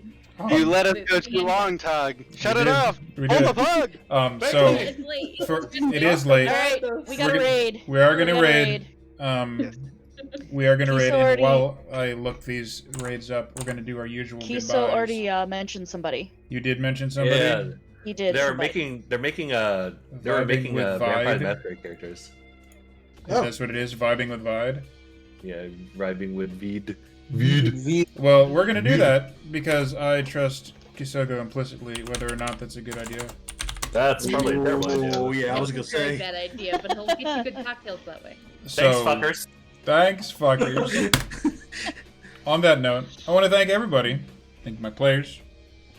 We're gonna raid out and see I guess we're gonna see how to make some Vampire the Masquerade characters if you're interested in playing this sort of game, either with us or with yourself. I like it. Never mind. Yep. Oh boy. No, it's just do it. Play with yourself, yeah. You can't. Do it. No one can tell you anything. Anyways, Healthy. it's. Get Thank outta you here, for man. get us out of here, man. Thanks for hanging out with us. Good night, Hey, everybody. the song too long. Telling you. Night, Out of guys. character, we devolve. We do. We very much do. Good night. See Good you night. next week.